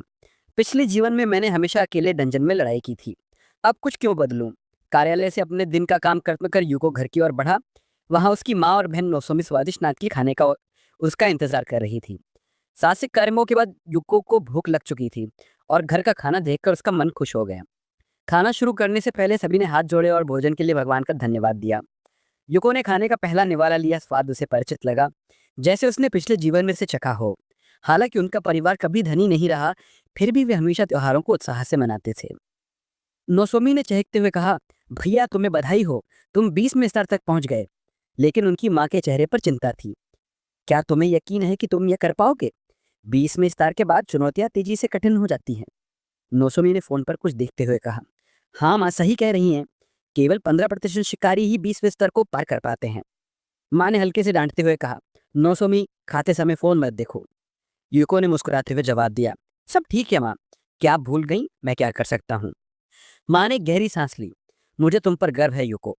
दीवार पर टंगी अखबार की कतरनें जिनमें यूको की तस्वीर थी, उनकी बातों की गवाही दे रही थी। लेकिन उनकी आंखें नम हो गई थीं। वह अपनी भावनाओं को संभालने की कोशिश कर रही थी। बस अपना ख्याल रखना, उन्होंने धीमे स्वर में कहा। कोई माता पिता नहीं चाहता कि उसका बच्चा दूसरों के लिए खुद का बलिदान कर दे। युको के दिमाग में एक दर्दनाक स्मृति उभरी। पिछले जीवन में जब उसने अपनी माँ को दफनाया था, उसका दिल सहर उठा। माँ, मैं नहीं चाहता कि आप परेशान हों, उसने प्यार से कहा। नौसमी ने बीच में टोका, माँ भैया को रहने दो, आप कुछ नहीं बदल सकती। उसने मुस्कुराते हुए कहा, भैया बहुत जिद्दी हैं, एक बार जब उनके दिमाग में कुछ आ जाए तो उससे कोई नहीं बदल सकता। माँ की आंखों में आंसू छलक आए, उन्हें अपने दिवंगत पति की याद आ गई, जिनके जैसे ही उनके बच्चे थे। माँ कुछ कहना चाहती थी, लेकिन चुप रह गईं। वह खामोशी से खाना खाने लगी। युको ने अपने पानी के ग्लास में अपनी परछाई देखी। युको ने सोचा, पिछले जीवन में मैं अपनी माँ को नहीं बचा सका। उस दर्द को हमेशा के लिए मिटाने के लिए मुझे नई शुरुआत करनी होगी, और इसके लिए मुझे जादुई अमृत चाहिए। खाना खत्म कर यूको ने हाथ जोड़कर भोजन के लिए आभार व्यक्त किया। सब कुछ बहुत स्वादिष्ट था, उसने अपनी माँ और बहन से कहा। थोड़ा आराम करने के बाद वह फिर से डंजन की ओर चल पड़ा। सीढ़ियां उतरते हुए वह संभावित परिदृश्यों के बारे में सोच रहा था। सिस्टम ने सूचना दी, टोक्यो डंजन स्तर 20, जिद्दी अल्केमिस्ट क्वेस्ट। एक विशाल दीवार जो भौतिकी के नियमों को चुनौती देती है। युको का दिल जोश के भर गया। वह जानता था कि ये उसकी अब तक की सबसे बड़ी चुनौती होगी, लेकिन अपनी माँ के लिए वह किसी भी दीवार को तोड़ने को तैयार था, चाहे वह भौतिकी के नियमों को ही क्यों न चुनौती दे। उसकी तलवार हाथ में चमक रही थी। सामने खतरा था, राक्षस जो रोबोट और कंकाल के मिश्रण जैसे दिखते थे। उनके चारों ओर एक शत्रुतापूर्ण लाल आभा थी। युको को याद था कि इस तल के राक्षस अकार्बनिक पदार्थों से बने थे, निर्जीव, ठंडे खून वाले हत्यारे। वह बिजली की गति से आगे बढ़ा, दोनों राक्षसों पर लगभग एक साथ प्रहार करते हुए। कुछ राक्षसों के पंख थे और वे हवा से हमला कर रहे थे। युको ने सोचा, इनका व्यवहार योजनाबद्ध है, मैं इनकी हरकतों का अनुमान लगा सकता हूँ। उसकी तलवार के कुछ झटकों ने रास्ते की बाधाओं को नष्ट कर दिया, लेकिन तभी अंधेरे में एक मोटा तगड़ा साइक्लॉप्स प्रकट हुआ, जिसकी एकमात्र अग्नि आंख चमक रही थी। उसकी लाल आभा उसकी खतरनाक मंशा को जाहिर कर रही थी। यह आसान नहीं होगा, यूको ने सोचा, लेकिन एक विचार ने उसका ध्यान खींचा। इसके आंदोलनों को याद करना होगा, विश्लेषण ही इसे हराने की कुंजी है। राक्षस ने अपनी विशाल मुट्ठी तानी और जमीन पर जोरदार प्रहार किया। यूको ने आखिरी क्षण में छलांग लगाकर खुद को बचाया। शारीरिक ताकत में वह राक्षस से बहुत पीछे था। यहाँ चालाकी चाहिए, उसने सोचा। उसने छलांगों का सहारा लिया, राक्षस के कमजोर बिंदु, उसके कोर को ढूंढते हुए। आखिरकार कोर को निशाना बनाकर उसने इस मजबूत लेकिन कम बुद्धि वाले प्राणी को हरा दिया। जमीन पर उतरते हुए युको ने राहत की सांस ली। राक्षस उसके पीछे धराशायी हो गया। यह जीत उसे अपने लक्ष्य के करीब ले आई। वह एक विशाल द्वार की ओर बढ़ा। द्वार को धक्का देते हुए उसने सोचा, आज से मेरा नया जीवन शुरू होगा। द्वार खुलते ही एक जादुई सुनहरी चमक बाहर निकली। यूको एक गोलाकार हॉल में प्रवेश कर गया, जिसका फर्श रहस्यमय प्रतीकों से सजा था। द्वार उसके पीछे बंद हो गया। अब पीछे मुड़ना संभव नहीं, उसने मन ही मन कहा। हॉल के केंद्र में एक विशाल पत्थर का गोलेम खड़ा था, जिसके कुछ हिस्सों पर हरी काई जमी थी। उसके कंधों पर वही प्रतीक थे जो फर्श पर बने थे। यूको ने तुरंत समझ लिया, यह 20वें तल का बॉस प्राचीन गोलेम था, जो इस तल के मुख्य खजाने की रक्षा करता था। प्राचीन गोलेम का रूप भयावह था, उसकी ताकत और प्रहारों की शक्ति असाधारण थी, लेकिन यूको ने इसके लिए ही इतनी जल्दी 20वें तल तक का सफर तय किया था। अब समय है, उसने सोचा। वह गोलेम पर झपटा। उसकी गति सामान्य थी, जो इस विशाल राक्षस के लिए आश्चर्यजनक थी। यूको ने ऊंची छलांग लगाई और अपनी तलवार से गोलेम के सिर पर प्रहार किया। उसका प्लान था राक्षस के कवच का एक टुकड़ा तोड़ना, ताकि वह उसके कमजोर बिंदु कोर तक पहुंच सके। लेकिन इस युद्ध को दूर से एक छिपा हुआ दर्शक देख रहा था, क्रिम्सन हैंड्स का सरगना। उसकी पिछली साजिश नाकाम रही थी और अब वह दरवाजे के पास छिपकर योको की हार की उम्मीद कर रहा था। अचानक हॉल में लाल रोशनी तेज हो गई। पेंटाग्राम के केंद्र से एक और गोलेम उठने लगा। योको की आंखें आश्चर्य से फैल गईं। दो गोलेम, उसने सोचा, यह तो असंभव है। वह द्वार की ओर मुड़ा। एक आभास ने उसे चेतावनी दी कि यहाँ कोई और भी है, लेकिन उसे किसी की मौजूदगी का एहसास नहीं हुआ। ऐसी लड़ाई में कोई नौसिखिया भी दखल नहीं देगा, उसने सोचा। तभी एक खंजर उसकी पीठ की ओर उड़ा। यूको की तीव्र प्रतिक्रिया और अविश्वसनीय भाग्य ने उसे बचा लिया। उसने तलवार घुमाई और खंजर बूमरैंग की तरह वापस लौट गया। यह किसी की साजिश है, उसने तुरंत समझ लिया। छिपा हुआ हमलावर क्रिम्सन हैंड्स का सरगना गुस्से से दांत पीस रहा था। यह लड़का इतना भाग्यशाली कैसे हो सकता है, उसने सोचा। इसकी प्रतिक्रियाएं अविश्वसनीय हैं। लेकिन उसने हार नहीं मानी। उसके हाथ में एक और खंजर चमका। मेरे पास अभी फायदा है, उसने खुद को तसल्ली दी। उसने पहले ही पता लगा लिया था कि प्राचीन गोलेम को हराने के लिए कम से कम 4 लोगों की टीम चाहिए। उसने चुपके से हॉल में प्रवेश किया ताकि दूसरा गोलेम स्वतः प्रकट हो जाए। मेरे चोर कौशल और कैटवॉक स्किल के साथ मैं पूरी तरह सुरक्षित हूँ, उसने सोचा। उसका शैडो ट्विन स्किल उसे लगभग अदृश्य बना देता था और वह इतनी तेजी से चल सकता था कि ऐसा लगता था मानो वह एक साथ 2 जगहों पर हो। इसके अलावा उसके पास एक एस रैंक अदृश्यता चोगा था जो उसे दुश्मनों से पूरी तरह छिपा देता था। 3 वर्सेस 1, यह गंदा खेल है, लेकिन चोर हमेशा ऐसा ही करते हैं, उसने मुस्कुराते हुए सोचा। उसने अपने खंजरों को जहर में डुबो दिया था ताकि यूको की रक्षा की संभावनाएं और कम हो जाएं। एक और खंजर यूको की ओर उड़ा, लेकिन इस बार भी वह चूक गया, उसके चेहरे के पास से गुजरता हुआ। जहर का हमला नाकाम रहा। सरगना गुस्से से कांप रहा था। यह लड़का सामान्य नहीं है, उसने सोचा। यूको 2 गोलियों से एक साथ जूझ रहा था, लेकिन उसका ध्यान अब भी अपने लक्ष्य पर था, जादुई अमृत जो उसकी माँ को बचा सकता था। उसने अपने पिछले जीवन की गलतियों को याद किया जब वह अपनी माँ को नहीं बचा सकता था। इस बार मैं हार नहीं मानूंगा, उसने मन ही मन कसम खाई। वह गोलेम के कवच को तोड़ने में जुटा था, हर प्रहार के साथ कोर के करीब पहुंच रहा था, लेकिन सरगने की साजिश ने स्थिति को और जटिल बना दिया था। यूको को न केवल गोलेम से बल्कि इस छिपे हुए दुश्मन से भी लड़ना था। उसने अपनी तलवार को और मजबूती से पकड़ा। मेरा भाग्य मेरे साथ है, उसने सोचा, और इस बार मैं अकेला नहीं हूँ। मेरे परिवार का विश्वास मेरे साथ है। ताकाहाशी यूको प्राचीन गोलेमों के साथ युद्ध में उलझा हुआ था, लेकिन उसका असली दुश्मन क्रिम्सन हैंड्स का सरगना छाया में छिपा उसकी हार का तमाशा देख रहा था। सरगना हैरान था। इस कमजोर कवच के नीचे उसने जहर का प्रतिकारक कैसे छिपाया, उसने सोचा, लेकिन वह जल्दी ही घबराहट से उभर गया। मुझे बस उसे उलझाए रखना है, उसने मन ही मन कहा। उसने एक साथ दर्जनों 4 बेड वाले चाकुओं से हमला किया। मुझे जाल बिछाना बहुत पसंद है, उसने मुस्कुराते हुए सोचा। उसे भरोसा था कि उसे अकेले ही कामयाब होना चाहिए। पिछले अनुभवों ने उसे सिखाया था कि मूर्खों की भीड़ पर भरोसा नहीं करना चाहिए। उसने अपने भरोसेमंद जालों जैसे कि जीवंत कांटेदार तारों पर दांव लगाया। उसके जालों ने यूको की गतिविधियों को सीमित कर दिया। सरगना अपनी चालाकी पर इतराते हुए सोच रहा था, अब बस समय की बात है, गोलेम उसे कुचल देंगे। यूको को इस साजिश का कोई अंदाजा नहीं था। वह 2 गोलेमों से जूझ रहा था, उनके पत्थर के कवच को तोड़ने की कोशिश में, ताकि वह उनके कमजोर बिंदु कोर तक पहुंच सके। लेकिन सरगना ने सोचा कि उसने काफी किया, अब वह तमाशा देख सकता है। लेकिन उसकी खुशी ज्यादा देर नहीं टिकी। अचानक यूको उसकी ओर तलवार ताने उड़ा। सरगने के माथे पर पसीना छलक आया। यह संभव नहीं है, उसने सोचा। यूको ने मुस्कुराते हुए कहा, जादुई सामान खत्म हो गया, तुमने मुझे कैसे देख लिया, उसने सोचा। यूको ने हंसते हुए जवाब दिया, मेरे शिकारी अंतर्ज्ञान ने मेरी मदद की। यह एक सामान्य स्किल है, क्या तुम्हें नहीं पता था? गुस्से से तिलमिलाते हुए सरगना चिल्लाया, झूठ मत बोलो, एक निम्न स्तर की स्किल कैसे किसी उच्च रैंक के चोर को ढूंढ सकती है? यूको ने शांत स्वर में कहा, ठीक है, मान लो यह झूठ है, अब तुम क्या करोगे? डर कर भाग जाओगे जैसे कोई पिल्ला? सरगना का चेहरा गुस्से से लाल हो गया। उसके माथे की नस फड़कने लगी। उसने अपनी तलवारें पकड़ी और यूको पर झपटा। मैं तुमसे बेहतर हूँ, वह चिल्लाया। यूको स्थिर खड़ा रहा, अदन का नाम डेरा बिना उनके दुश्मन का इंतजार करता हुआ। जब उनकी तलवारें टकराईं तो धातु की टक्कर से चिंगारियां उड़ी। यूको अड़िग रहा, लेकिन सरगना बिजली के झटके की तरह पीछे उछला और जमीन पर गिर पड़ा। यूको ने मुस्कुराते हुए कहा, यह बात विजेता को कहना बेहतर होगा, तुम्हें नहीं लगता? उसने एक झटके में सरगने को दूर फेंक दिया। लेकिन सरगना हार मानने वाला नहीं था। तुमने मुझे कब देखा, कैसे ढूंढा? क्या यह सच में योद्धा अंतर्ज्ञान था? तुम झूठे। यूको ने सोचा कि उसे कुछ समझाने की जरूरत नहीं, खासकर जब वह झूठ नहीं बोल रहा था। उसने पहले ही योद्धा अंतर्ज्ञान स्किल एक्टिवेट कर ली थी, जो युद्ध में खतरे को पहचानने में मदद करती है। लेकिन इस सफलता की संभावना कम थी। 99% विफलता, 0.9% सफलता और 0.1% महान सफलता। सिस्टम ने एक संदेश दिखाया, महान सफलता, आप क्षेत्र में सभी खतरों को देख सकते हैं। यूको के दिमाग में एक तरह का रडार एक्टिव हो गया जो उसे हर खतरे की जानकारी दे रहा था। सरगना फिर से उसकी ओर बढ़ा। तुम अपने लेवल के लिए बहुत तेज हो, उसने चिल्लाया। शुक्रिया, यूको ने शांत स्वर में जवाब दिया और हमले की रोकने की तैयारी की। युद्ध जारी था। सरगना अपनी चपल तौर पर सटीक प्रहारों पर इतराते हुए यूको को ताने मार रहा था। तुम बस एक निम्न रैंक के योद्धा हो, उसने कहा। लेकिन उसकी धमकियां खोखली नहीं थीं। एक प्रहार में उसने यूको के हाथ पर चोट पहुंचाई। तुमने असाधारण परिस्थितियों के लिए भी तैयारी की थी, उसने हंसते हुए कहा। लेकिन अपने घमंड में वह यह भूल गया कि यूको अब उसके पीछे था। यूको ने अपनी तलवार घुमाई।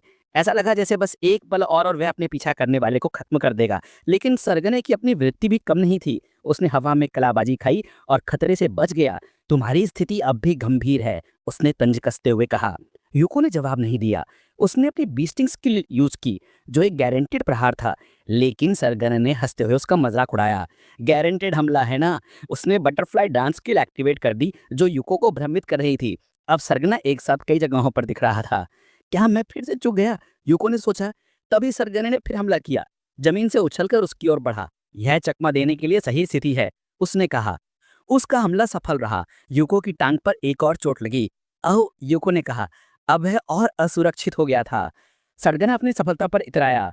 तुम जैसे धीमे योद्धा मुझे कभी नहीं पकड़ सकते, उसने चिल्लाया। लेकिन तभी एक प्राचीन गोलेम ने लेजर शॉट से हमला किया। यूको ने अपनी प्रतिभा के दम पर एक घातक चोट से खुद को बचा लिया। सरगना ने तंज कसते हुए कहा, 20वां तल वाकई मजेदार है। वह कुछ कदम दूर रुक गया, अपनी तलवारों से अजीब हरकतें करता हुआ। मैं इस तल की बॉस के हमलों को आसानी से चकमा के सकता हूँ। यह विश्लेषण का कमाल है। गोलेम एक निश्चित पैटर्न में चलता है। तुमने भी यह जानकारी गिल्ड से खरीदी थी ना? यूको ने चुपचाप एक और प्रहार को रोका। वह दो गोलेमों और इस चोर के बीच फंसा हुआ था। तभी उसे अपनी टांग में तेज दर्द हुआ। उसने नीचे देखा। उसके खून में सना एक तेज ब्लेड। सरगने का एक और जाल। क्या आज मेरा भाग्य मुझे छोड़ गया? यूको ने सोचा। लेकिन उसने अपने परिवार की तस्वीर अपनी आंखों के सामने देखी। अपनी माँ और नोजोमी। नहीं, मैं हार नहीं मानूंगा। उसने अपने तलवार को और मजबूती से पकड़ा। यह युद्ध अभी खत्म नहीं हुआ था। जैसे ही युवक ने कांटे पर पैर रखा, सामने खड़ा ठग मुस्कुराते हुए चिल्लाया। उसकी जाल काम कर रही थी। उसने गर्व से कहा, 20वीं मंजिल पर कोई घुसपैठिया नहीं है। इसका मतलब है कि जैसे ही मैंने इस ऑपरेशन की तैयारी शुरू की थी, मेरी जीत पहले ही तय हो चुकी थी। ये कहने के बाद उसने बिच्छू बिंदु तकनीक का इस्तेमाल किया। ताकाहाशी को अपनी ताकत पर जो भरोसा था वो पूरी तरह से टूट गया था, क्योंकि उसे मुश्किल से ही अपने विरोधी के वारों को रोकने का समय मिल पा रहा था।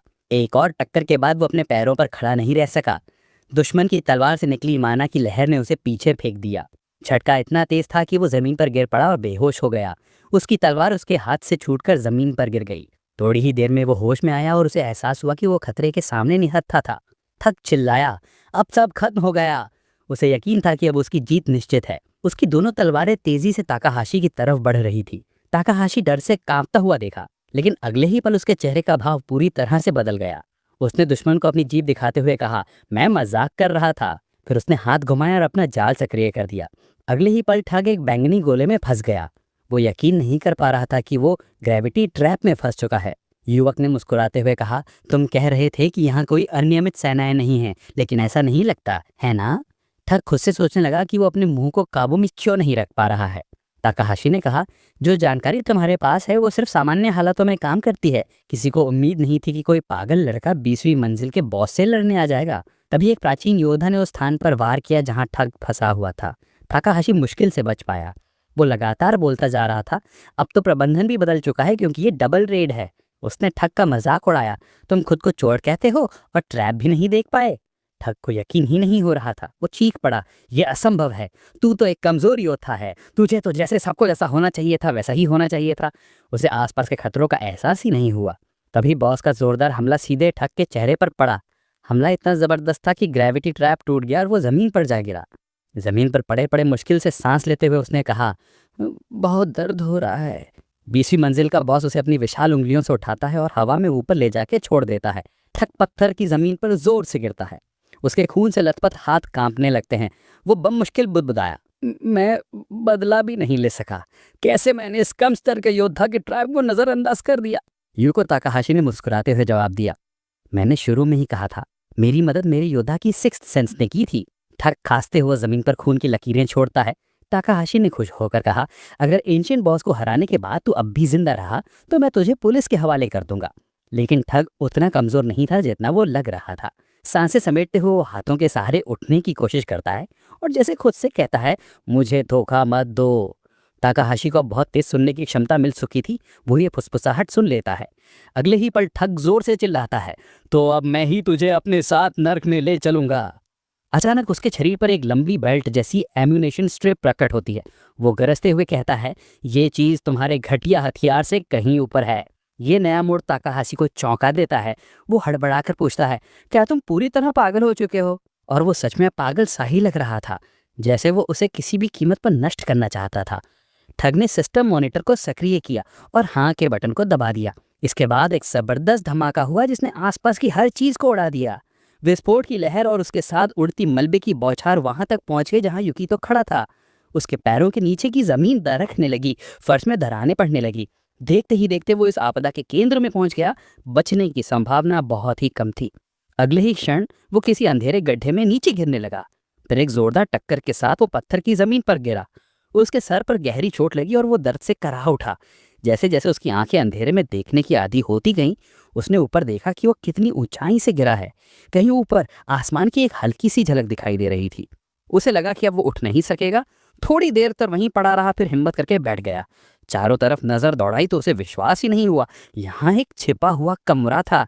अभी वो इस जबरदस्त गिरावट से सांस संभाल ही रहा था कि ऊपर से एक गोलम उसके ऊपर झपटता हुआ आया। उसे मारना इतना आसान नहीं था।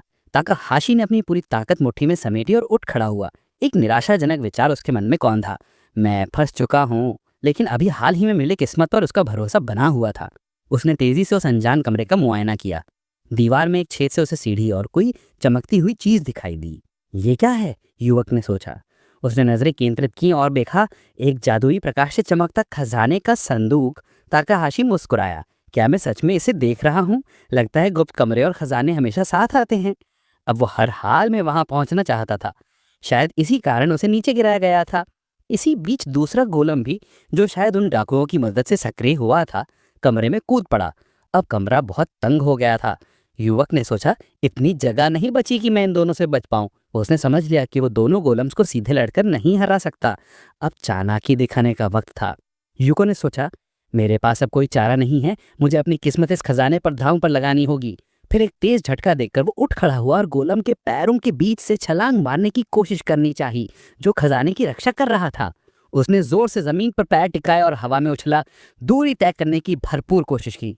युको ने गोलम के कंधे पर फिसलते हुए खुद को ऊपर की तरफ धकेला। एक पल और वो जमीन पर पहुंचने वाला था, खजाने के बिल्कुल करीब। लेकिन तभी दूसरा बॉस, जो खजाने की दिशा में खड़ा था, उसने लेजर फायर से हमला कर दिया। ताकाहाशी इस हमले की उम्मीद नहीं कर रहा था। पीठ पर सीधे वार हुआ। वो संतुलन खो बैठा। उसके तलवार हाथ से छूटकर जमीन पर गिर गई। ताकाहाशी भी जमीन पर गिर पड़ा, खून थूकता हुआ कांपता रहा। युको ने खुद को दिलासा दी, कोई बात नहीं, मेरी रीढ़ की हड्डी नहीं टूटी, ये अपने आप में बड़ी बात है। उसने ऊपर देखा, खतरा अब भी बहुत करीब था। 20वीं मंजिल का बॉस अब उसे कुचलने ही वाला था। उसका विशाल पांव उसकी ओर बढ़ चुका था। इस बार ताकाहाशी की आंखों में डर साफ दिखाई दे रहा था। उसकी किस्मत अब उसका साथ छोड़ती सी लग रही थी। वो इतना घायल था कि पलटकर वार करना तो दूर, भाग भी नहीं सकता था। अगले ही पल असहनीय दर्द की लहर उसके शरीर में दौड़ गई। उसे हड्डियां टूटने की आवाज साफ सुनाई दी। योको की टांगें एंशंट गोलम के विशाल पांव के नीचे कुचल चुकी थीं और उसके मुंह से पतली खून की धार फर्श पर गिरने लगी। वो दर्द के मारे लगभग बेहोश हो गया, लेकिन उसने हार मानने से इनकार कर दिया। उसने पूरी इच्छा शक्ति समेटी और जमीन पर मुक्का मारते हुए खुद से कहा, हार नहीं माननी है। दर्द इतना ज्यादा था कि उसे उल्टी आने लगी और उसके सामने वो खजाना रखा था जिसकी उसे बहुत उम्मीद थी। उसके तलवार खजाने के संदूक के पास पड़ी थी, लेकिन वो अपने पैरों पर खड़ा नहीं हो पा रहा था। और गोलम, वो अब भी रुकने के मूड में नहीं था। वो अपने शिकार को पूरी तरह कुचलना चाहता था, इसलिए उसने एक बार फिर उसकी टांगों पर जोरदार प्रहार किया। युको की आंखों के सामने सब कुछ लाल हो गया। वो दर्द के मारे पागलों की तरह चीख पड़ा। अब नायक को अपना पूर्व जीवन याद आया। उस जीवन में मैंने 70 साल जी लिए थे, पर इस बार सब कुछ अलग है। ये कोशिश बहुत छोटी रही। असहनीय दर्द के बावजूद और अपनी टांगें हिला पाने में असमर्थ होने के बावजूद युको धीरे धीरे घिसटता हुआ उस खजाने की ओर बढ़ने लगा। उसने तय किया कि यही उसका आखिरी मौका है खुद को बचाने का और अपनी माँ की मदद करने का। अकल्पनीय इच्छा शक्ति के सहारे पीड़ा को दबाते हुए युको किसी तरह खजाने के पास पहुंचा और उसने संदूक खोला। अचानक वहां से एक तेज नीली रंग की किरण निकली। उसका स्रोत था एक नीले रंग का चमकता रत्न। युकी तो मुस्कुराया, मैंने अपना लक्ष्य पा ही लिया। भले ही इस हालत में। उस जादुई पत्थर में जड़ा हुआ कंगन जबरदस्त माना से भरा हुआ था, लेकिन समय बहुत कम था क्योंकि गोलम उसे कुचल नहीं वाला था। बस कुछ ही सेकंड बचे थे। नायक ने झट से हाथ बढ़ाया और कंगन को पकड़ लिया। उसे सहज रूप से समझ आ गया कि अब उसे क्या करना है। उसने वो आर्टिफैक्ट अपनी कलाई पर पहन लिया और बुदबुदाया, अब ये मेरे पास है, यानी मैं जीत गया। किस्मत अब भी मेरे साथ है। ये था परिवर्तनीयता का कंगन, एक दुर्लभ वस्तु जो पहनने वाले को किसी भी स्थान पर पहुंचा सकती थी। कंगन का विवरण पढ़कर योगितो को यकीन हो गया, यही मुझे अभी चाहिए। अब गोलम बहुत करीब था और उसके विशाल खाई का साया उस पर पड़ चुका था। योगितो ने कंगन को सक्रिय करने की कोशिश की, लेकिन उसके सफल होने की संभावना बहुत ही कम थी क्योंकि ये कंगन उसके क्लास के लिए उपयुक्त नहीं था। हर पल के साथ सफलता की संभावना थोड़ी थोड़ी बढ़ रही थी और तभी जब गोलम लगभग उस पर गिरने ही वाला था, कंगन सक्रिय हो गया। उस जगह पर जहां योगितो था, एक भारी पत्थर जोर से गिरा। सब कुछ थमसा गया। ना कोई आवाज, ना कोई हलचल। अचानक कंगन से एक विशेष ध्वनि निकली और टाकाहाशी यूको खड़ा हुआ गोलम के पीछे प्रकट हो गया। यूको ने सीधा वार किया उस पत्थर के राक्षस के जादुई हृदय पर। अब उसका जीतना तय था। बॉस क्रोधित होकर लेजर बीम एक्टिवेट करता है, लेकिन शायद वो नहीं समझ पाया कि हमला कौन कर रहा है और गलती से अपने ही साथी गोलम की तरफ बीम दाग देता है। लाल रंग की किरण सीधे अपने लक्ष्य को चीर देती है। स्थिति अब भी बहुत कठिन थी। दूसरा गोलम बुरी तरह घायल हो चुका था, लेकिन वो अब भी जिंदा था। लेकिन युक्को ने हार मानने का नाम नहीं लिया। अब वो एक जगह से गायब होकर दूसरी जगह प्रकट होता है। इस बार वो पहले बॉस को हमेशा के लिए खत्म करना चाहता है। युक्को अब गोलम के दिल तक पहुंचने की कोशिश करता है ताकि उसे नष्ट कर सके, लेकिन अचानक उसका संतुलन बिगड़ने लगता है क्योंकि गोलम उठने की कोशिश करता है, जिससे वो उसका साथ छोड़ देता है। उसी क्षण दूसरा बॉस युक्को को गिरते हुए पकड़ने की कोशिश करता है। पत्थर का गोलम झपटता है और जोरदार प्रहार करता है, लेकिन यूको अपने विरोधियों की हरकतों को पहले से ही भांप चुका है। वो फिर से कंगन का इस्तेमाल करता है। इस बार वो गोलम के पीठ के पीछे प्रकट होता है और रक्षा को भेदने की कोशिश करता है। अब असली हमले का प्रारंभ होता है। पत्थर का राक्षस अचानक घूमता है और झटके से उस परेशान करने वाले लड़के को नीचे गिराने की कोशिश करता है। यू को तुरंत स्थिति बदलता है, जितनी तेजी से हो सके। मैं तब तक लड़ूंगा जब तक मेरी आखिरी सांस चल रही है। गोलम अब महसूस कर रहा था कि ये लड़का उसकी रक्षा को भेदने की कोशिश कर रहा है, लेकिन चाहे वो जितना भी तेज हो, वो यूको को पकड़ नहीं पाता। यूको एक गोलम से दूसरे गोलम पर छलांग लगाता है, कोशिश करता है कि उनके हृदय तक पहुंचे। धीरे धीरे लेकिन निश्चित रूप से वो अपने लक्ष्य के करीब पहुंचता जा रहा था। एक के बाद एक वार में वो गोलम्स की रक्षा को भेदता है और उनके कोर को नुकसान पहुंचाता है। हर गोलम के कोर को अच्छा खासा नुकसान हो चुका है, लेकिन वो अब भी पूरी तरह नष्ट नहीं हुए हैं। इस तरह की कार्रवाई कई मिनटों तक चलती रही। गोलम्स ने यूको को देख लिया है। इस बार वो दोनों के ठीक बीचों बीच प्रकट हुआ है। यूको अब अपने नए जीवन के सपनों से पीछे हटने वाला नहीं है। पत्थर के ये राक्षस अब हमले के लिए यूको को लक्ष्य बना चुके हैं। दोनों गोलम तेजी से उसकी ओर बढ़ते हैं ताकि उसे कुचल सके। दोनों ओर से दो विशाल हथेलियां उसकी ओर आ रही हैं, मानो उसे खत्म कर देना चाहती हूँ। यूको फिर से अपनी कलाई में पहना हुआ ब्रेसलेट इस्तेमाल करता है। गोलम्स अपनी गति की वजह से रुक नहीं पाते और एक दूसरे के कोर पर ही हमला कर बैठते हैं। नुकसान बहुत बड़ा होता है, लेकिन फिर भी ये काफी नहीं है। यूको फिर से प्रकट होता है। इस बार गोलम के पीठ के पीछे वो बी स्टिंग नाम की स्किल का इस्तेमाल करता है और पहले गोलम का कोर एक सटीक और क्रिटिकल स्ट्राइक से नष्ट कर देता है। इसके तुरंत बाद वो दूसरे बॉस की ओर बढ़ता है। इस बार यूको स्टॉर्म ऑफ स्ट्राइक स्किल का इस्तेमाल करता है। वार अपने निशाने पर लगता है और दूसरा गोलम भी ध्वस्त हो जाता है। यूको ने एक साथ दो बॉस को हरा दिया है। गोलम्स बिखर जाते हैं और थका हुआ यूको ऊंचाई से नीचे गिरता है। यूको नरम लैंडिंग के लिए फिर से ब्रेसलेट इस्तेमाल करने की कोशिश करता है, लेकिन अफसोस अब वो काम नहीं करता। इस्तेमाल की सीमा पूरी हो चुकी है। लड़का गोलम्स के पीछे छोड़े गए धूल और रेत के ढेर में गिर जाता है। यूको टाकाहाशी ने दो प्राचीन गोलम बॉस को हराया और उसे एक लेजेंडरी क्लास की वस्तु मिली, एक एलिक्सर। लड़के ने देखा कि उसके सामने कुछ और भी प्रकट हो रहा है। दो लेजेंडरी एलिक्सर्स एक साथ। वो फिर से किस्मत वाला निकला। बिना ज्यादा सोचे लड़का उनमें से एक एलिक्सर अनकॉप करता है और एक ही घूंट में उसे पी जाता है। काश पता चलता उसका स्वाद कैसा था। जैसे ही आखिरी बूंद उसके शरीर में जाती है, असली जादू शुरू होता है। एक जादुई हरी रोशनी उसके शरीर को घेर लेती है। टूटी हुई टांगे चमत्कारिक रूप से ठीक होने लगती हैं। शरीर पर आया सबसे छोटा घाव तक गायब हो जाता है। ऐसा लगता है जैसे उसके फटे पुराने कपड़े भी अब बिल्कुल साफ हो गए हों। अब सब खत्म हो चुका था। यूको एक बार फिर ऊर्जा से भर गया था और नए कारनामों के लिए तैयार था। सब कुछ बिल्कुल सही हो रहा था। वो अब भी जिंदा था और अपनी माँ के लिए एलिक्सिर हासिल कर चुका था। यूको टाकाहाशी को 3 टाइटल मिले हैं क्योंकि उसने सारी शर्तें पूरी की हैं। सर्वाइवर, डिफेंस में +10, 2 दैत्यों का सहारक, स्ट्रेंथ में +20 और कानून का निर्णायक, आर्बिटर ऑफ द लॉ, इसमें डेक्सटेरिटी में +10। कुछ समय बाद यूको अपना इन्वेंटरी चेक करता है। वो बहुत खुश है कि उसकी योजना सफल रही और उसे ये दुर्लभ वस्तु मिल गई। अब बस इस जगह से निकलना बाकी है। लड़का कुछ ही सेकंड्स में फिर से ऊपर की ओर चढ़ जाता है, उस मुख्य हॉल तक जहां बॉस था। ऊपर पहुंचकर उसे वो डाकू की केप मिलती है।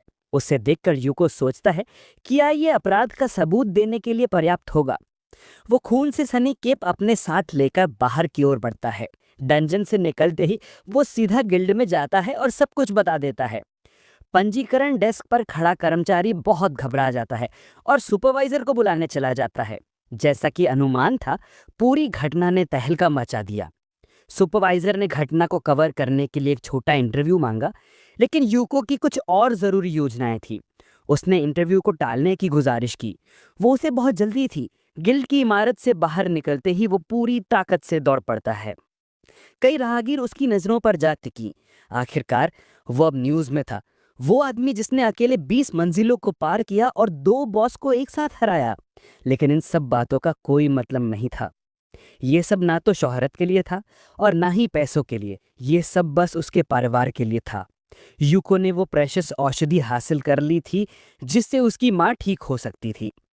कुछ समय बाद अस्पताल में डॉक्टर को जांच के नतीजे मिलते हैं। यूको और नाओमी दोनों बेसब्री से नतीजों की घोषणा का इंतजार कर रहे हैं। डॉक्टर मिसेस यूकी को बधाई देते हैं। वो पूरी तरह से स्वस्थ हैं। ये सुनकर हर कोई बेहद खुश हो जाता है। खुद डॉक्टर भी हैरान हैं कि सेलेक्सर का प्रभाव कितना जबरदस्त है। ये अविश्वसनीय है। नाओमी खुशी से अपनी माँ को गले लगाती है। मिसेस यूकी अपने बेटे का हाथ पकड़ती हैं और उसे उसके हर उस काम के लिए धन्यवाद देती हैं जो उसने उसके लिए किया है। वो बेहद खुश हैं कि वो आखिरकार ठीक हो पाई हैं। यूकी तो खुशी के आंसू जब्त करते हुए अपनी माँ का धन्यवाद करता है, क्योंकि ये सब कुछ वो अपनी परवरिश और अपने संस्कारों की बदौलत ही कर पाया है। आखिरकार वो ये बात अपनी माँ से कह सका है। नोमी इस बेटे के इस भावुक शब्दों से बेहद प्रभावित होती है। वो डॉक्टर के सामने ही हंगामा कर देती है। ये सब बातें घर पर भी तो कह सकते थे। सिर खुजाते हुए युकितो उसकी बात से आंशिक रूप से सहमत होता है और उसकी आंखों के आंसू पोंछ देता है। नोमी सोचती है कि इतने सालों में भी युकितो ने कभी अपनी नाक से आगे देखने की आदत नहीं सीखी।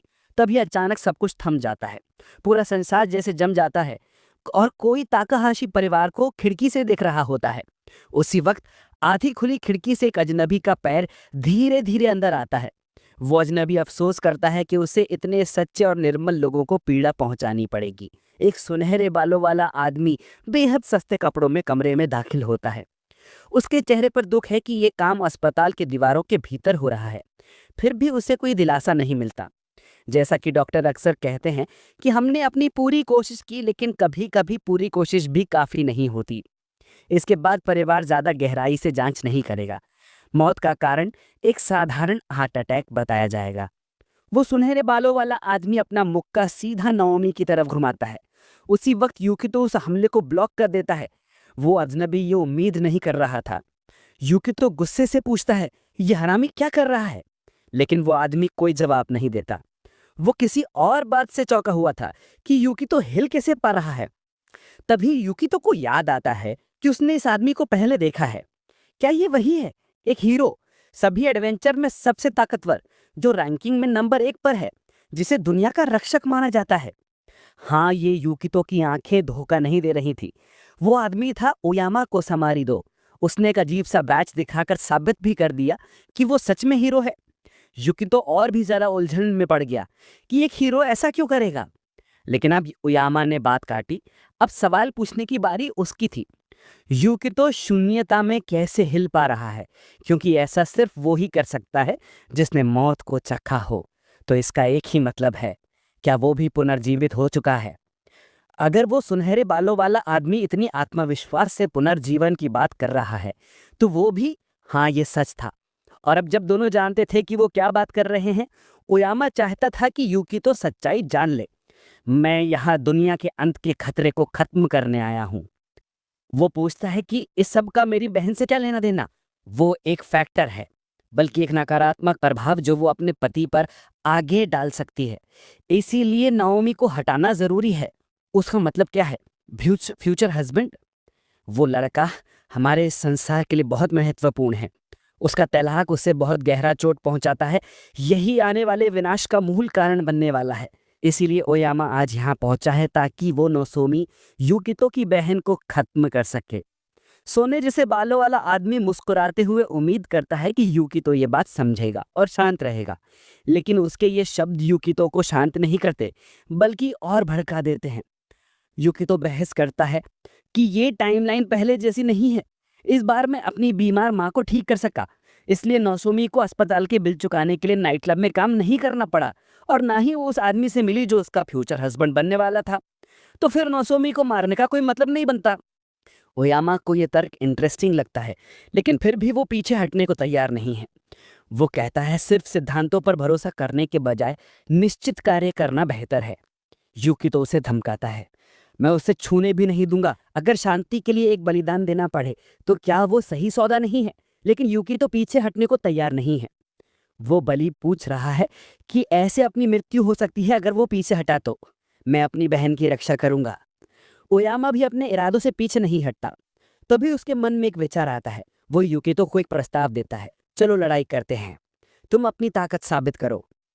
यूकितो को समझ नहीं आता कि वो ऐसा क्यों कर रहा है, लेकिन शायद यूकितो वाकई खास है।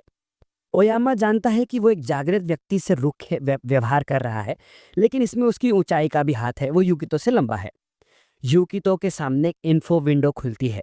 आंकड़े देखकर वो हैरान हो जाता है कि इस आदमी के पास इतनी ताकत कहाँ से आई। ओयामा धीरे धीरे उसकी ओर बढ़ता है। कोई बड़ी बात नहीं है, सच तो सीधा सा है। अगर तुम्हारे पास ताकत नहीं है तो तुम ना तो किसी की रक्षा कर सकते हो और ना ही इस दुनिया की। चाहे वो दुनिया हो या तुम्हारे अपने, सच एक ही रहेगा। तो अब समय है फैसला करने का। या तो मैं तुम्हारी बहन को अभी मार डालूं, या फिर तुम मेरी चुनौती स्वीकार करो। अब यूकितो क्या करे?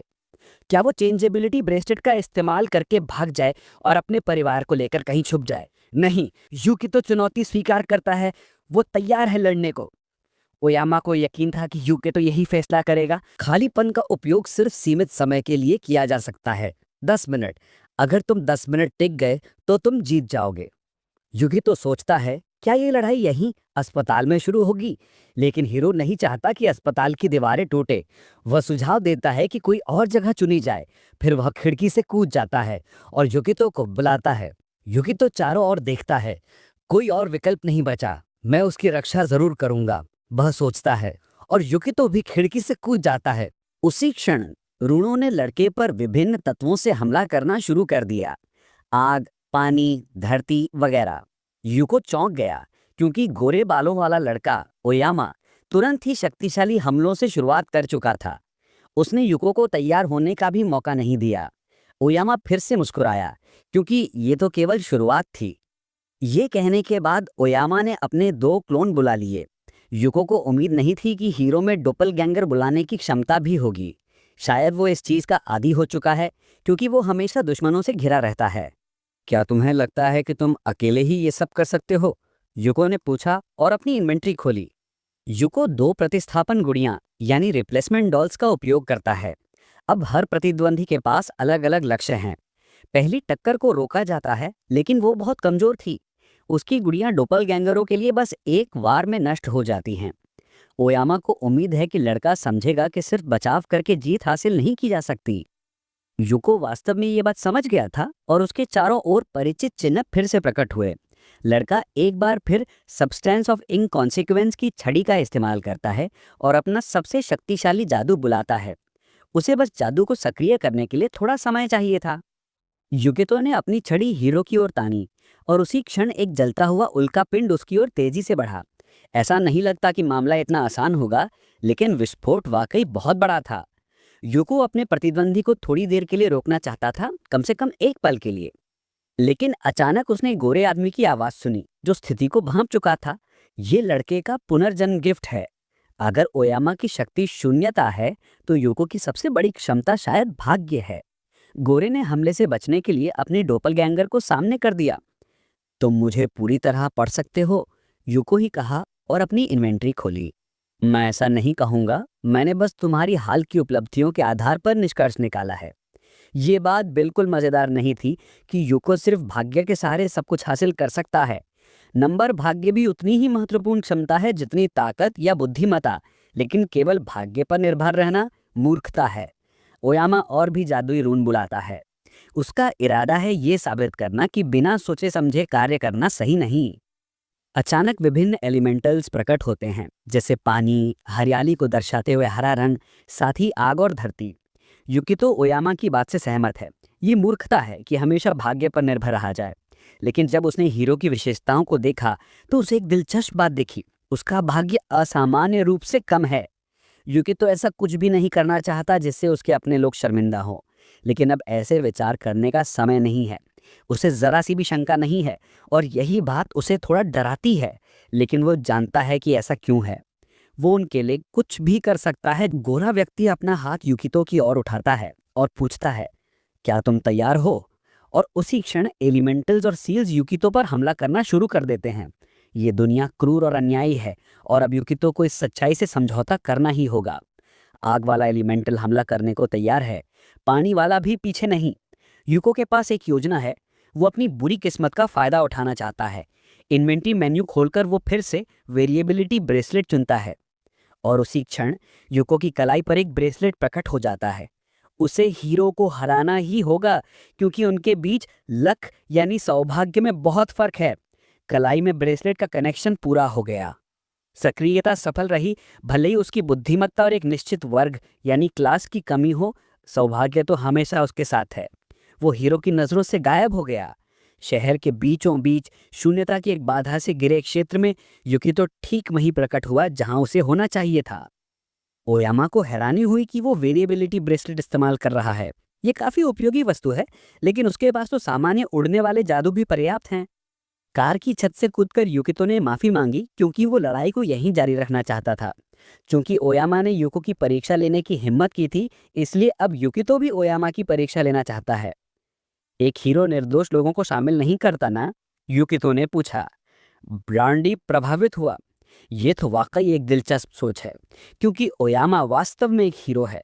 उसका कर्तव्य लोगों की रक्षा करना है, उन्हें नुकसान पहुंचाना नहीं। इसीलिए वो अब सामूहिक जादू का प्रयोग नहीं करेगा। सभी एलिमेंटल्स को वापस बुला लिया गया है। तलवार का भी उपयोग नहीं करेगा, लेकिन यूको को इसकी चिंता नहीं करनी चाहिए। कुछ भी उस हीरो को चालाक लड़के को हराने से नहीं रोक सकता। यूको ने भी अपनी तलवार इन्वेंट्री में रख दी। अब वो देखना चाहता है कि हीरो इस स्थिति को कैसे संभालता है और क्या वो सफल होता है। लड़का केवल एक ढाल चुनता है, उसके अनुसार वही काफी होनी चाहिए। ढाल से सुरक्षित होकर वो लड़ाई जारी रखने के लिए तैयार हो गया। ये दृश्य देखकर गोरे बालों वाला व्यक्ति पुरानी यादों में खो गया। अपने पिछले जीवन में वो अक्सर ऐसे दुश्मनों से लड़ता था जो भीड़ को ढाल की तरह इस्तेमाल करते थे। मैजिकल भालों की एक खासियत होती है, वे लक्ष्य का पीछा करने में माहिर होते हैं। वे हर बाधा से बचते हुए यूको तक पहुंचने की कोशिश कर रहे थे। यूको ने एक तेज बाहें मोड़ लिया और खुद को एक गली में छुपा लिया। भाला तेज था और यूको के पास पहुंच गया, लेकिन युकितो ने सफलतापूर्वक इसे अपनी ढाल से रोक लिया। ढाल से टकराकर वो भाला उछला और एक इमारत के हिस्से को भेदकर गैस पाइप तक पहुंच गया। ओयामा फिर से उन्हीं पुरानी लड़ाइयों की बात करने लगा, जब वो इंसानों के भेष में छिपे दैत्यों से या शहर में अराजकता फैलाने वाले बदमाशों से लड़ा करता था। ऐसे लोगों की संख्या बढ़ती जा रही थी। यूको बातचीत के जरिए हीरो को फंसाने की कोशिश करता है। लड़के ने अपने अतीत की बात शुरू की, जब उसने अपना ज्यादातर जीवनकाल कालकोठरी में बिताया था। इसीलिए उसके लिए शहर केवल भोजन प्राप्त करने की एक जगह थी। इस कारण उससे अपने पिछले जीवन के बारे में ज्यादा कुछ याद नहीं। ओयामा को यह सुनकर दुख हुआ। वो तो अपने जैसे ही किसी व्यक्ति के साथ अपने पिछले जीवन की यादें साझा करने के लिए उत्सुक था, लेकिन यूको अपने पुराने अतीत को फिर से खोलने के लिए सचमुच में उत्साहित नहीं है। उसका पिछला जीवन उस कीड़े जैसा था जो बेरहमी से जमीन पर रेंगने की कोशिश करता है। तो फिर तुम्हें एक नया जीवन जीने का मौका मिलने के लिए आभारी होना चाहिए, यूको ने कहा। यूको को एक जोरदार लात लगी और वो कार के नीचे से लगभग बाहर गिर गया। यूको बार बार कहता रहा कि वो ऐसा इंसान है जिसे तंग जगहों में रहना ज्यादा अच्छा लगता है। हीरो को गुस्सा आ गया। क्या मैं सचमुच एक डरपोक से लड़ रहा हूँ? युको ने एक स्केटबोर्ड पकड़ा, उसे थोड़ी रफ्तार चाहिए थी। हीरो चाहे जो सोचे और जो कुछ कहे, युकी तो खुद को धोखा नहीं देगा। हीरो ने देखा कि वो लड़का फिर से भागने की कोशिश कर रहा है और अब ये सब उसे बोर करने लगा था।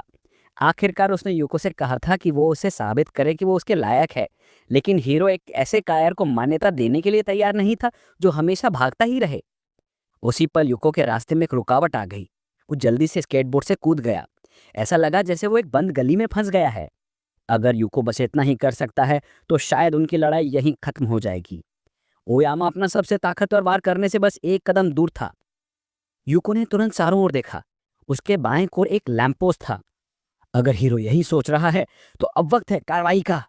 वो तेजी से कंक्रीट के खंभे की तरफ दौड़ा और अपने पैर से जोरदार लात मारी। ओयामा को कुछ समझ में नहीं आया कि ये क्या हो रहा है। लैंप पोस्ट टूट गया और गिरने लगा। कार्रवाई का समय आ गया है, युको ने मुस्कुराकर कहा। ओयामा को समझ में आ गया कि अब उसे भी कुछ करना ही पड़ेगा। ओयामा ने देखा कि एक बड़ा सा खंभा उस पर गिर रहा है। वो घबरा गया, भ्रमित सा दिखने लगा। स्थिति का मूल्यांकन करते हुए प्रमुख एडवेंचरर ने देखा कि पीछे से कार उसकी ओर बढ़ रही थी। ओयामा को तकाहाशी की रणनीति समझ में आ गई। युवक ने उसे जाल में फंसा लिया था। योकितो ने उत्सुकता से एडवेंचरर की हरकतों को देखा और तालियां बजाई। उसने पहले ही सब कुछ गिन कर रखा था, क्योंकि हीरो के पास और कोई विकल्प नहीं था। उसने सब कुछ इस तरह से किया था कि निर्दोष लोगों को कोई नुकसान ना हो। खंबे को पकड़कर जमीन पर रखते हुए कसो मरेडो ने कहा, यह तो साफ था। लेकिन अगले ही पल उसने माना कि युवक उसे हैरान कर गया। तकाहाशी मुस्कुराया और पूछा, सच में ये साफ था? अगर ऐसा है तो तुम्हें हर कीमत पर उन्हें बचाना होगा। हीरो अब भी मुस्कुरा रहा था। ओयामा के चेहरे के भावों से लग रहा था कि इस मोड़ ने उसे हक्का बक्का कर दिया है। कटी हुई विद्युत लाइनों में करंट था और एक बड़ी दुर्घटना होने वाली थी। लाइन टूटने से पूरी व्यवस्था अस्थिर हो गई थी और आसपास के सभी लोग घायल हो सकते थे। घिरे हुए खंभे में दरारें पड़ गई थी और हर तरफ सुनहरी बिजली चमक रही थी। अब हिचकिचाने का समय नहीं था। प्रमुख एडवेंचरर के पीछे एक जोरदार विस्फोट हुआ। सुनहरे बालों वाले ने तेजी से पीछे देखा। उसके चेहरे पर पसीने की बूंदें आ गईं। उसे तुरंत कुछ करना था। आग तेजी से फैल रही थी और हर चीज को अपनी चपेट में ले रही थी। ओयामा आखिरकार होश में आया और आदेश दिया कि उंडीन आग बुझाएं। वो मैजिकल प्राणी जिसमें जल का बल था, अपने स्वामी का आदेश पूरा करने दौड़ पड़ा। तकाहाशी एडवेंचरर की प्रतिक्रिया और हरकतों को देखकर मुस्कुराया। वो चिल्लाया, और पानी लाओ। आग सड़क पर तेजी से फैल रही थी और पास के पेड़ पहले ही आग की चपेट में आ गए थे। पेड़ सड़क पर गिर गए और अपने वजन से गुजरती हुई कारों को कुचल दिया। अत्यधिक गर्मी के कारण डामर में दरारें पड़ गईं। अगले ही क्षण शहर के हाईवे के बीचों बीच एक दरार बन गई जिसने रास्ते की हर चीज को निगल लिया। एडवेंचरर अब अपने भावनाओं को नियंत्रित नहीं कर पा रहा था। वो जोर से चिल्लाया, तुम मजाक कर रहे हो क्या? ओयामा ने सिल्फ और ग्नोम को समस्या सुलझाने का निर्देश दिया। हीरो को समझ में आ गया था कि अब उसे खुद हस्तक्षेप करना पड़ेगा। वो तेजी से आपदा के केंद्र की ओर दौड़ा। ग्नोम ने सबसे पहले उस लड़की को कार से बाहर निकाला जो अब खाई में गिरने वाली थी। सिल्फा ने अपना जादू इस्तेमाल करके कार को खाई की गहराई से ऊपर उठा लिया। जादुई प्राणियों ने उन लोगों और उनके सामान को बचा लिया जो इस आपदा के केंद्र में फंस गए थे। तकाहाशी भी घटनास्थल की ओर बढ़ा। वो एडवेंचरर के पीछे खड़ा हुआ और अपनी वही जानी पहचानी मुस्कान से पूछा, क्या तुम मुझे भूल गए हो? मेरे पास अब तुम्हारे लिए वक्त नहीं है, युको, कोसामारिडो चिल्लाया। मुझे उस डिजास्टर से निपटना है जो मैंने खुद ही पैदा किया है। सबसे ताकतवर एडवेंचरर को पूरा यकीन था कि ये नौजवान उसका कुछ नहीं बिगाड़ सकता। ऊहो ने साइलेंटली सिस्टम विंडो एक्टिवेट किया। वो फिर से ओयामा को सरप्राइज देने वाला था। शायद मैं तुम्हें सीधे नुकसान नहीं पहुंचा सकता, हीरो बोला, लेकिन मैं खतरनाक हालात जरूर बना सकता हूँ। यही कहते हुए उसने अपनी शील्ड से विरोधी पर वार किया। कोसामारिडो अपना बैलेंस खो बैठा। उसे ऐसी ट्रिक की उम्मीद नहीं थी।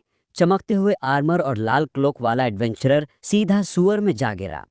कितनी आयरनी है, ताकाहाशी बोला, कि सबसे बेहतरीन फाइटर अब लिटरल मतलब में गंदगी में डूबा हुआ है। हीरो को खुशी थी कि अब वो खूबसूरत आदमी भी समझ गया कि बॉटम में होना कैसा लगता है। ओयामा का चेहरा जब वो अबिस में गिर रहा था, हॉरर और डिस्पेयर से भरा हुआ था।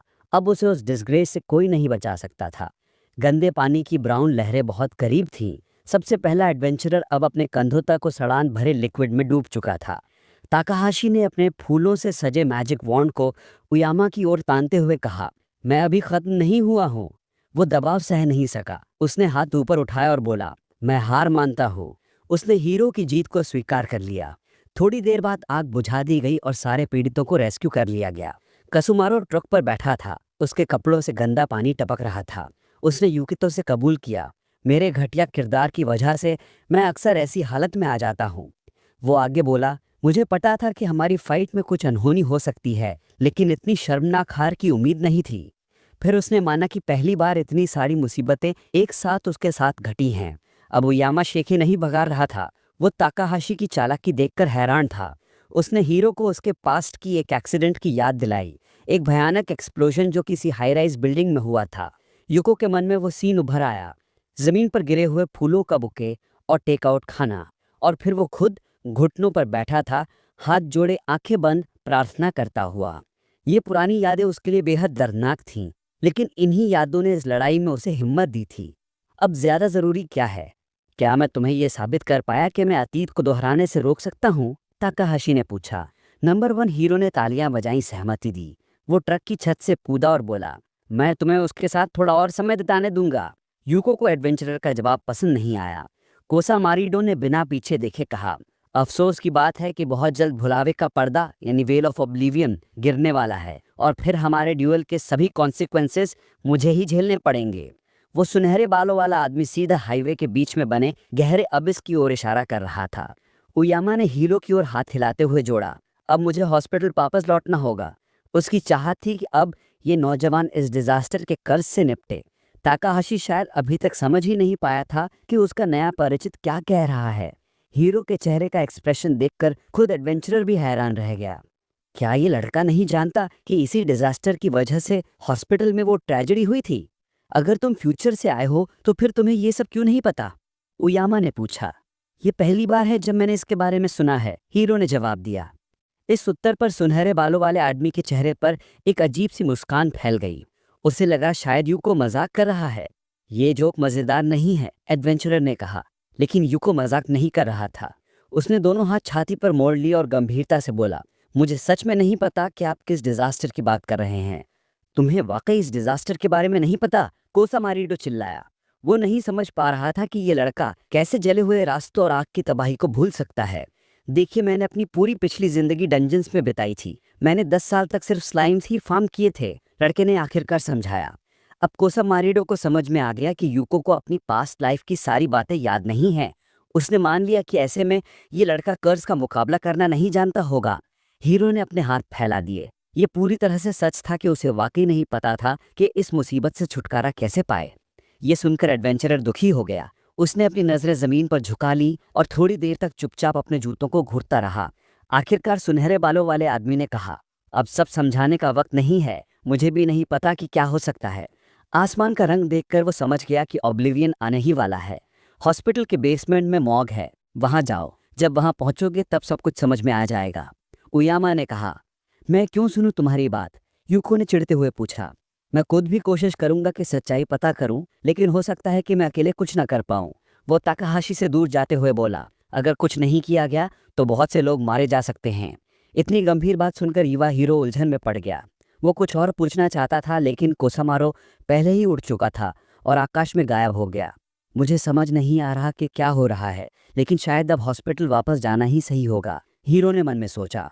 उसने ब्रेसलेट ऑफ चेंजेबिलिटी को छुआ ताकि वो अपनी माँ और बहन के पास जल्दी से पहुंच सके, और वो टाइम पर पहुंच भी गया, क्योंकि ठीक अगले ही पल वॉइड गायब होने लगा। जब जादू का असर खत्म हुआ तो लोग एक बार फिर सड़कों पर चलने लगे। उन्हें जरा भी अंदाजा नहीं था कि कुछ मिनट पहले इन्हीं सड़कों पर सबसे ताकतवर बीइंग्स के बीच भयंकर लड़ाई हो रही थी। यूको सही समय पर हॉस्पिटल पहुंच गया। ऑफिस में किसी को भी ये शक नहीं हुआ कि वो कुछ देर के लिए कहीं गायब हुआ था। डॉक्टर ने यूकी की मां को रेगुलर चेकअप्स कराने की सलाह दी। यूकी कृषि से उठी और डॉक्टर की सलाह मानने का वादा किया। वो इस अच्छी खबर के लिए बहुत आभारी थी।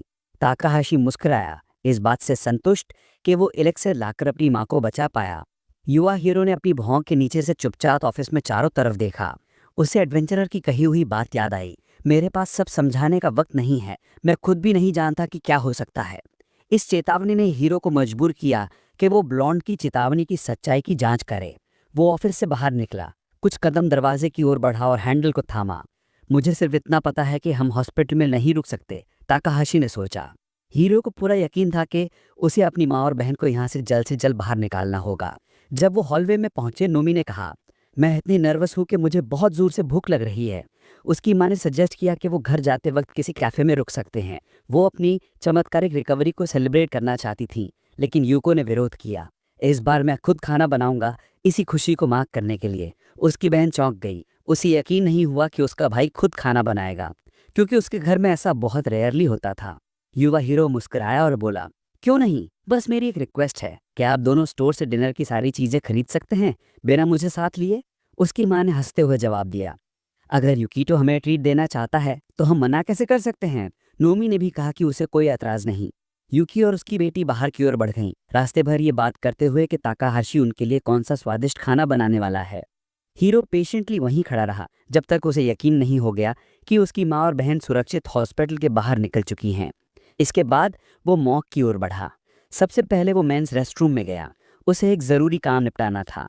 उसने खुद को एक टॉयलेट क्यूबिकल में बंद किया और अपना सफ़ेद हुड वाला क्लोक पहना। ये क्लोक मैजिकल था। वो उसे बैंडेड को हराने के बाद इनाम में मिला था। वो इसका इस्तेमाल उन कमज़ोर मॉन्स्टर से बचने के लिए करता था जो उसकी ताकत के लायक नहीं थे। हीरो को उम्मीद नहीं थी कि उसे इस इनविजिबिलिटी क्लोक की ज़रूरत किसी ऐसे कारण से पड़ेगी। बाथरूम में मौजूद एक मरीज ने जब देखा कि दरवाज़ा अपने आप खुला है तो वो डर गया और सोचने लगा कि वहाँ कोई भूत है। इसी दौरान युवा हीरो कॉरिडोर के अंत में स्थित एलिवेटर तक पहुंच गया। यूको शांत मन से देखता रहा कि एलिवेटर ऊपर से धीरे धीरे नीचे उतर रहा है। वो सोचने लगा, आखिर मैंने इस कर्स ऑफ डिजास्टर के बारे में कभी क्यों नहीं सुना। उयामा ने कहा था कि जब वो मॉर्ग पहुंचेगा तो सब कुछ खुद ही समझ में आ जाएगा। आखिरकार एलिवेटर की डिस्प्ले पर लिखा आया B1। ये बेसमेंट फ्लोर था, वही जहां मॉर्ग स्थित था। वो हीरो पूरे आत्मविश्वास के साथ एलिवेटर से बाहर निकला और आगे बढ़ने लगा। उम्मीद थी कि जल्द ही उसे पता चल जाएगा कि उसे कहाँ जाना है। युवा लड़के ने महसूस किया कि चारों ओर एक भयानक सन्नाटा था और पूरा फ्लोर डेथ और डिस्पेयर से भरा हुआ था। क्या यहाँ कुछ ऐसा है जो किसी बड़ी कैटास्ट्रॉफी को जन्म दे सकता है? युको ने सोचा। उसने तय किया कि सबसे पहले उसे ये देखना चाहिए कि इस फ्लोर पर कोई जिंदा है। सिस्टम का रेडार दिखा रहा था कि वहाँ कोई नहीं था। इसका मतलब था कि अब हीरो पूरे फ्लोर को आराम से जांच सकता था। ताकाहाशी ने सामने की ओर देखा, बहुत ध्यान से, दरवाजों पर लगे साइंस पढ़ते हुए।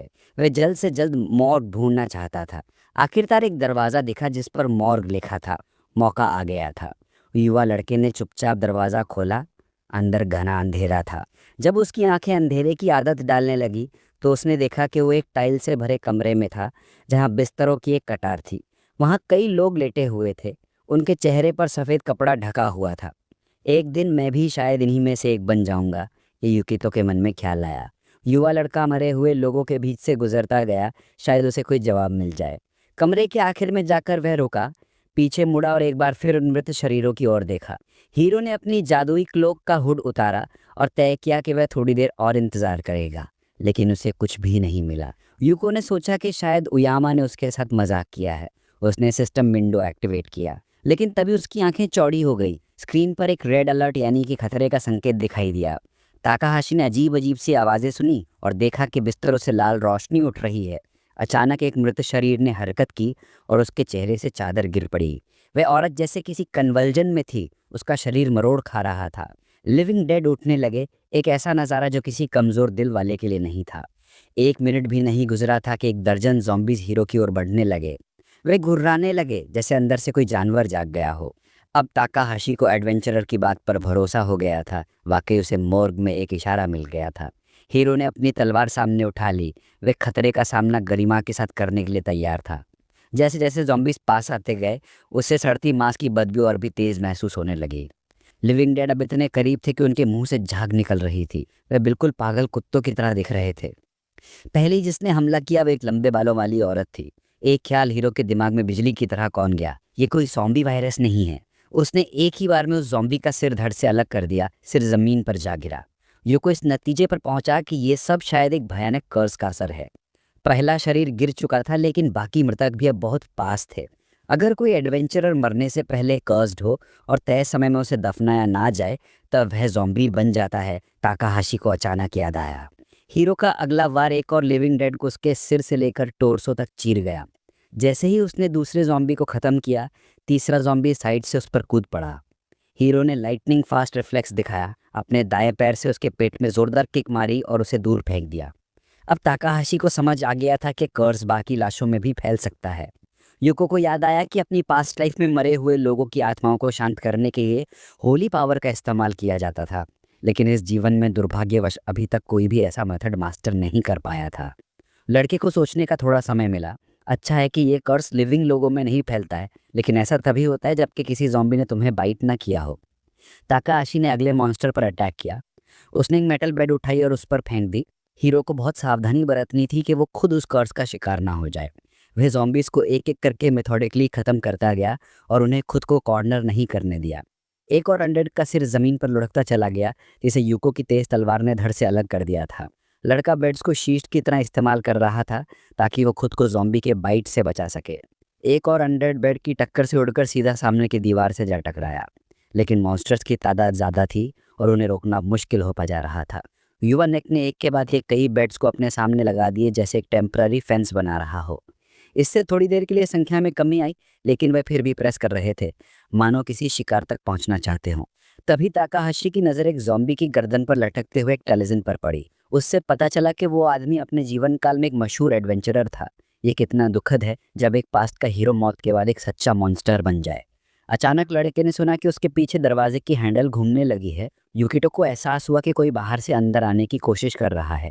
अगले ही पल दरवाज़ा खुला और दो और लिविंग डेड कमरे में घुस आए। ज़मीन पर गिरते ही वे अपना बैलेंस खो बैठे, लेकिन अब हीरो पूरी तरह से घिर चुका था। ताकाहाशी ने खुद को हिम्मत दी, ये इजी होगा। एक सेकंड बाद एक अनडेड का सिर उसके शरीर से अलग हो गया। दूसरा ज़ॉम्बी अली भी ज़मीन पर पड़ा था और युवक ने बिना हिचक अपनी तलवार उठा ली। हीरो अब वार करने ही वाला था कि सिस्टम रेडार पर कुछ ऐसा दिखा जिसने उसे रोक दिया। वह महिला न्यूट्रल टारगेट के रूप में चिन्हित थी और हरे रंग में चमक रही थी। अगले ही पल वह दुर्भाग्य महिला अपना सिर उठाकर बोली, हेल्प मी प्लीज़। वह डरी हुई थी। ताकाहाशी हैरान हो गया, वह महिला अभी भी जिंदा थी। युकितो ने सोचा कि शायद वे कोई फ्यूनरल होम की कर्मचारी हो जो बॉडीज कलेक्ट करने आई हो। चाहे तुम कितनी भी कोशिश कर रहे हो, एक ज़ॉम्बी को फिर से ह्यूमन में नहीं बदला जा सकता, लेकिन अगर किसी को हाल ही में बाइट किया गया हो तो उसे बचाया जा सकता है। ये थॉट उसके माइंड में फ्लैश हुआ। वह उस महिला के पास झुका, लेकिन उसे एहसास हुआ कि उसके पास वे टूल्स नहीं थे जो किसी को बचाने के लिए ज़रूरी थे। इसके अलावा बेड्स की बैरिकेड ज़्यादा देर तक ज़ॉम्बी के हमले नहीं रोक सकती थी। हीरो के लिए डिसीजन बहुत कठिन था, लेकिन इस स्थिति में मर ही जाना शायद सबसे लॉजिकल चॉइस लग रहा था। अब उसका सारा फोकस मेन थ्रेड को ख़त्म करने पर होना चाहिए। ताकाहाशी ने सिस्टम विंडो एक्टिवेट किया। I don't want to be a hero driven only by efficiency, उसने खुद से कहा। अब वक्त आ गया था कि वह ब्रेसलेट ऑफ चेंज को फिर से इस्तेमाल करे। मैजिकल आर्टिफैक्ट एक्टिवेट हुआ। सिस्टम ने उसकी यूजेज रिपोर्ट कर दी। उसे उस महिला को हील करने के लिए एल्केमिकल टूल्स की ज़रूरत थी। पोशन तैयार करने के लिए उसे बस एक चीज़ चाहिए थी, उस व्यक्ति का ब्लड जो इस पोशन को कंज्यूम करेगा। हीरो को उस एलिक्सर की रेसिपी याद आ गई जो ज़ॉम्बी के बाइट से घायल किसी व्यक्ति को ठीक कर सकता था। उसे समझ आ गया था कि वो बहुत ज़्यादा कोशिश कर रहा है, लेकिन वह कर भी क्या सकता है। एक सच्चा हीरो कभी भी किसी विक्टिम को डेंजर में नहीं छोड़ सकता। युवक नग्न गाड़ी के पास घुटनों के बल बैठ गया। उसे उसके हाथ तक पहुंचना था। उसने अपनी स्वॉर्ड के तेज ब्लेड से औरत की उंगली काट दी। अगले ही पल ठंडी स्टील पर एक बूंद खून दिखा। हीरो ने उसे एक खास फ्लास्क में कलेक्ट किया जिसमें वो एंटीडोट तैयार करने वाला था। सारे इंग्रेडिएंट्स पहले ही इकट्ठे कर लिए गए थे, अब सिर्फ पोशन बनाना बाकी था। यूको ज़मीन पर बैठ गया और धीरे धीरे सारे कंपोनेंट्स को मिक्स करने लगा। जब आखिरी इंग्रेडिएंट भी बोल में डाला गया तो टास्क लगभग पूरा हो गया था। वह बहुत परेशान था। उसे शक था कि शायद उसने सब कुछ सही से नहीं किया है। तभी सिस्टम ने एक मैसेज भेजा, सीक्रेट एलिक्सर ऑफ प्योरिफिकेशन का प्रोडक्शन शुरू हो गया है। अगले ही पल एक वार्निंग आई, alchemy level insufficient, activation chance only 25%। साथ ही ये भी बताया गया कि उसके पास एडवांस सिंथेसिस स्किल नहीं है। अगर होती तो एक्टिवेशन प्रोबेबिलिटी 70% होती। यूको को उसकी मैजिकल एबिलिटीज़ को लेकर भी वार्निंग दी गई, लेकिन उसकी अद्भुत लक की वजह से एलिक्सर सफलतापूर्वक तैयार हो गया। ताकाहाशी रिजल्ट से बहुत खुश था। उसने औरत से कहा, थोड़ा और वेट करो। फिर वह झुका और उसने उस मैजिकल एलिक्सर को उसके मुंह में डाल दिया। जैसे ही वह एलिक्सर उस बेचारी औरत के शरीर में गया, वह एक मैजिकल लाइट से चमक उठी। कुछ सेकंड्स बाद वह ग्लो गायब हो गया और औरत बेहोश हो गई। ताकाहाशी ने राहत की सांस ली। खुश था कि उसने उस औरत को बचा लिया। उसने उसे बैठने में मदद की और होश में लाने की कोशिश करने लगा। अब वापस अपनी वेपन की तरफ जाना था। यूको ने अपनी स्वॉर्ड को उठा लिया। अब ज़ॉम्बी से निपटने का टाइम आ गया था। क्योंकि ताकाहाशी को अभी भी फेस्टिव डिनर की तैयारी करनी थी। उसने देखा कि उसका बनाया हुआ स्थायी फेंस अब हिल नहीं रहा था। उस पर जो दबाव था वह खत्म हो गया था। युवक ने दरार से झांका। कमरा बहुत क्वाइट था, लेकिन ज़ॉम्बीज कहाँ गए? जो उसने देखा वह इतना भयानक था कि एक अनुभवी हीरो जैसे युकिटो को भी डरा गया। सारे ज़ॉम्बीज किसी काली सी सब्सटेंस की ओर खींचे चले जा रहे थे, जैसे किसी कॉल का जवाब दे रहे हों। जो ज़ॉम्बी पहले से अंदर थे वह काले हो चुके थे और उस मॉन्स्टर की आंखें और खुला हुआ मुंह हरे रंग में चमक रहे थे। कोई बहुत ही ताकतवर चीज़ उन अनडेड की मैजिक को अब्जॉर्ब कर रही थी। एक दर्जन ज़ॉम्बीज एक विशाल मॉन्स्टर में बदल गए। उस मॉन्स्टर के पास धारदार दांत थे और दर्जनों टेंटेकल्स। वो जोर से गुर्राया और उसके गुर्राने से बेड्स जिनके पीछे हीरो छिपा था चारों ओर उड़ गए। यूको समझ नहीं पाया कि क्या बकवास है और कहाँ से आ गई। क्या ये भी उस कर्स का पार्ट था? शायद जब वो पोषण बनाने में व्यस्त था तब तक वह कर्स और भी ताकतवर हो गया था। क्या ये उस कीमत का हिस्सा था जो उसने एक परेशान औरत को बचाने के लिए चुकाई थी? अगर उयोमा कुसामारे को ये पता चले तो शायद वो मुझ पर हंसे, लेकिन युकिटो को अपने किए पर एक पल के लिए भी पछतावा नहीं था। उसने औरत की जान बचाई थी और अब इस मुसीबत से भी निपटेगा।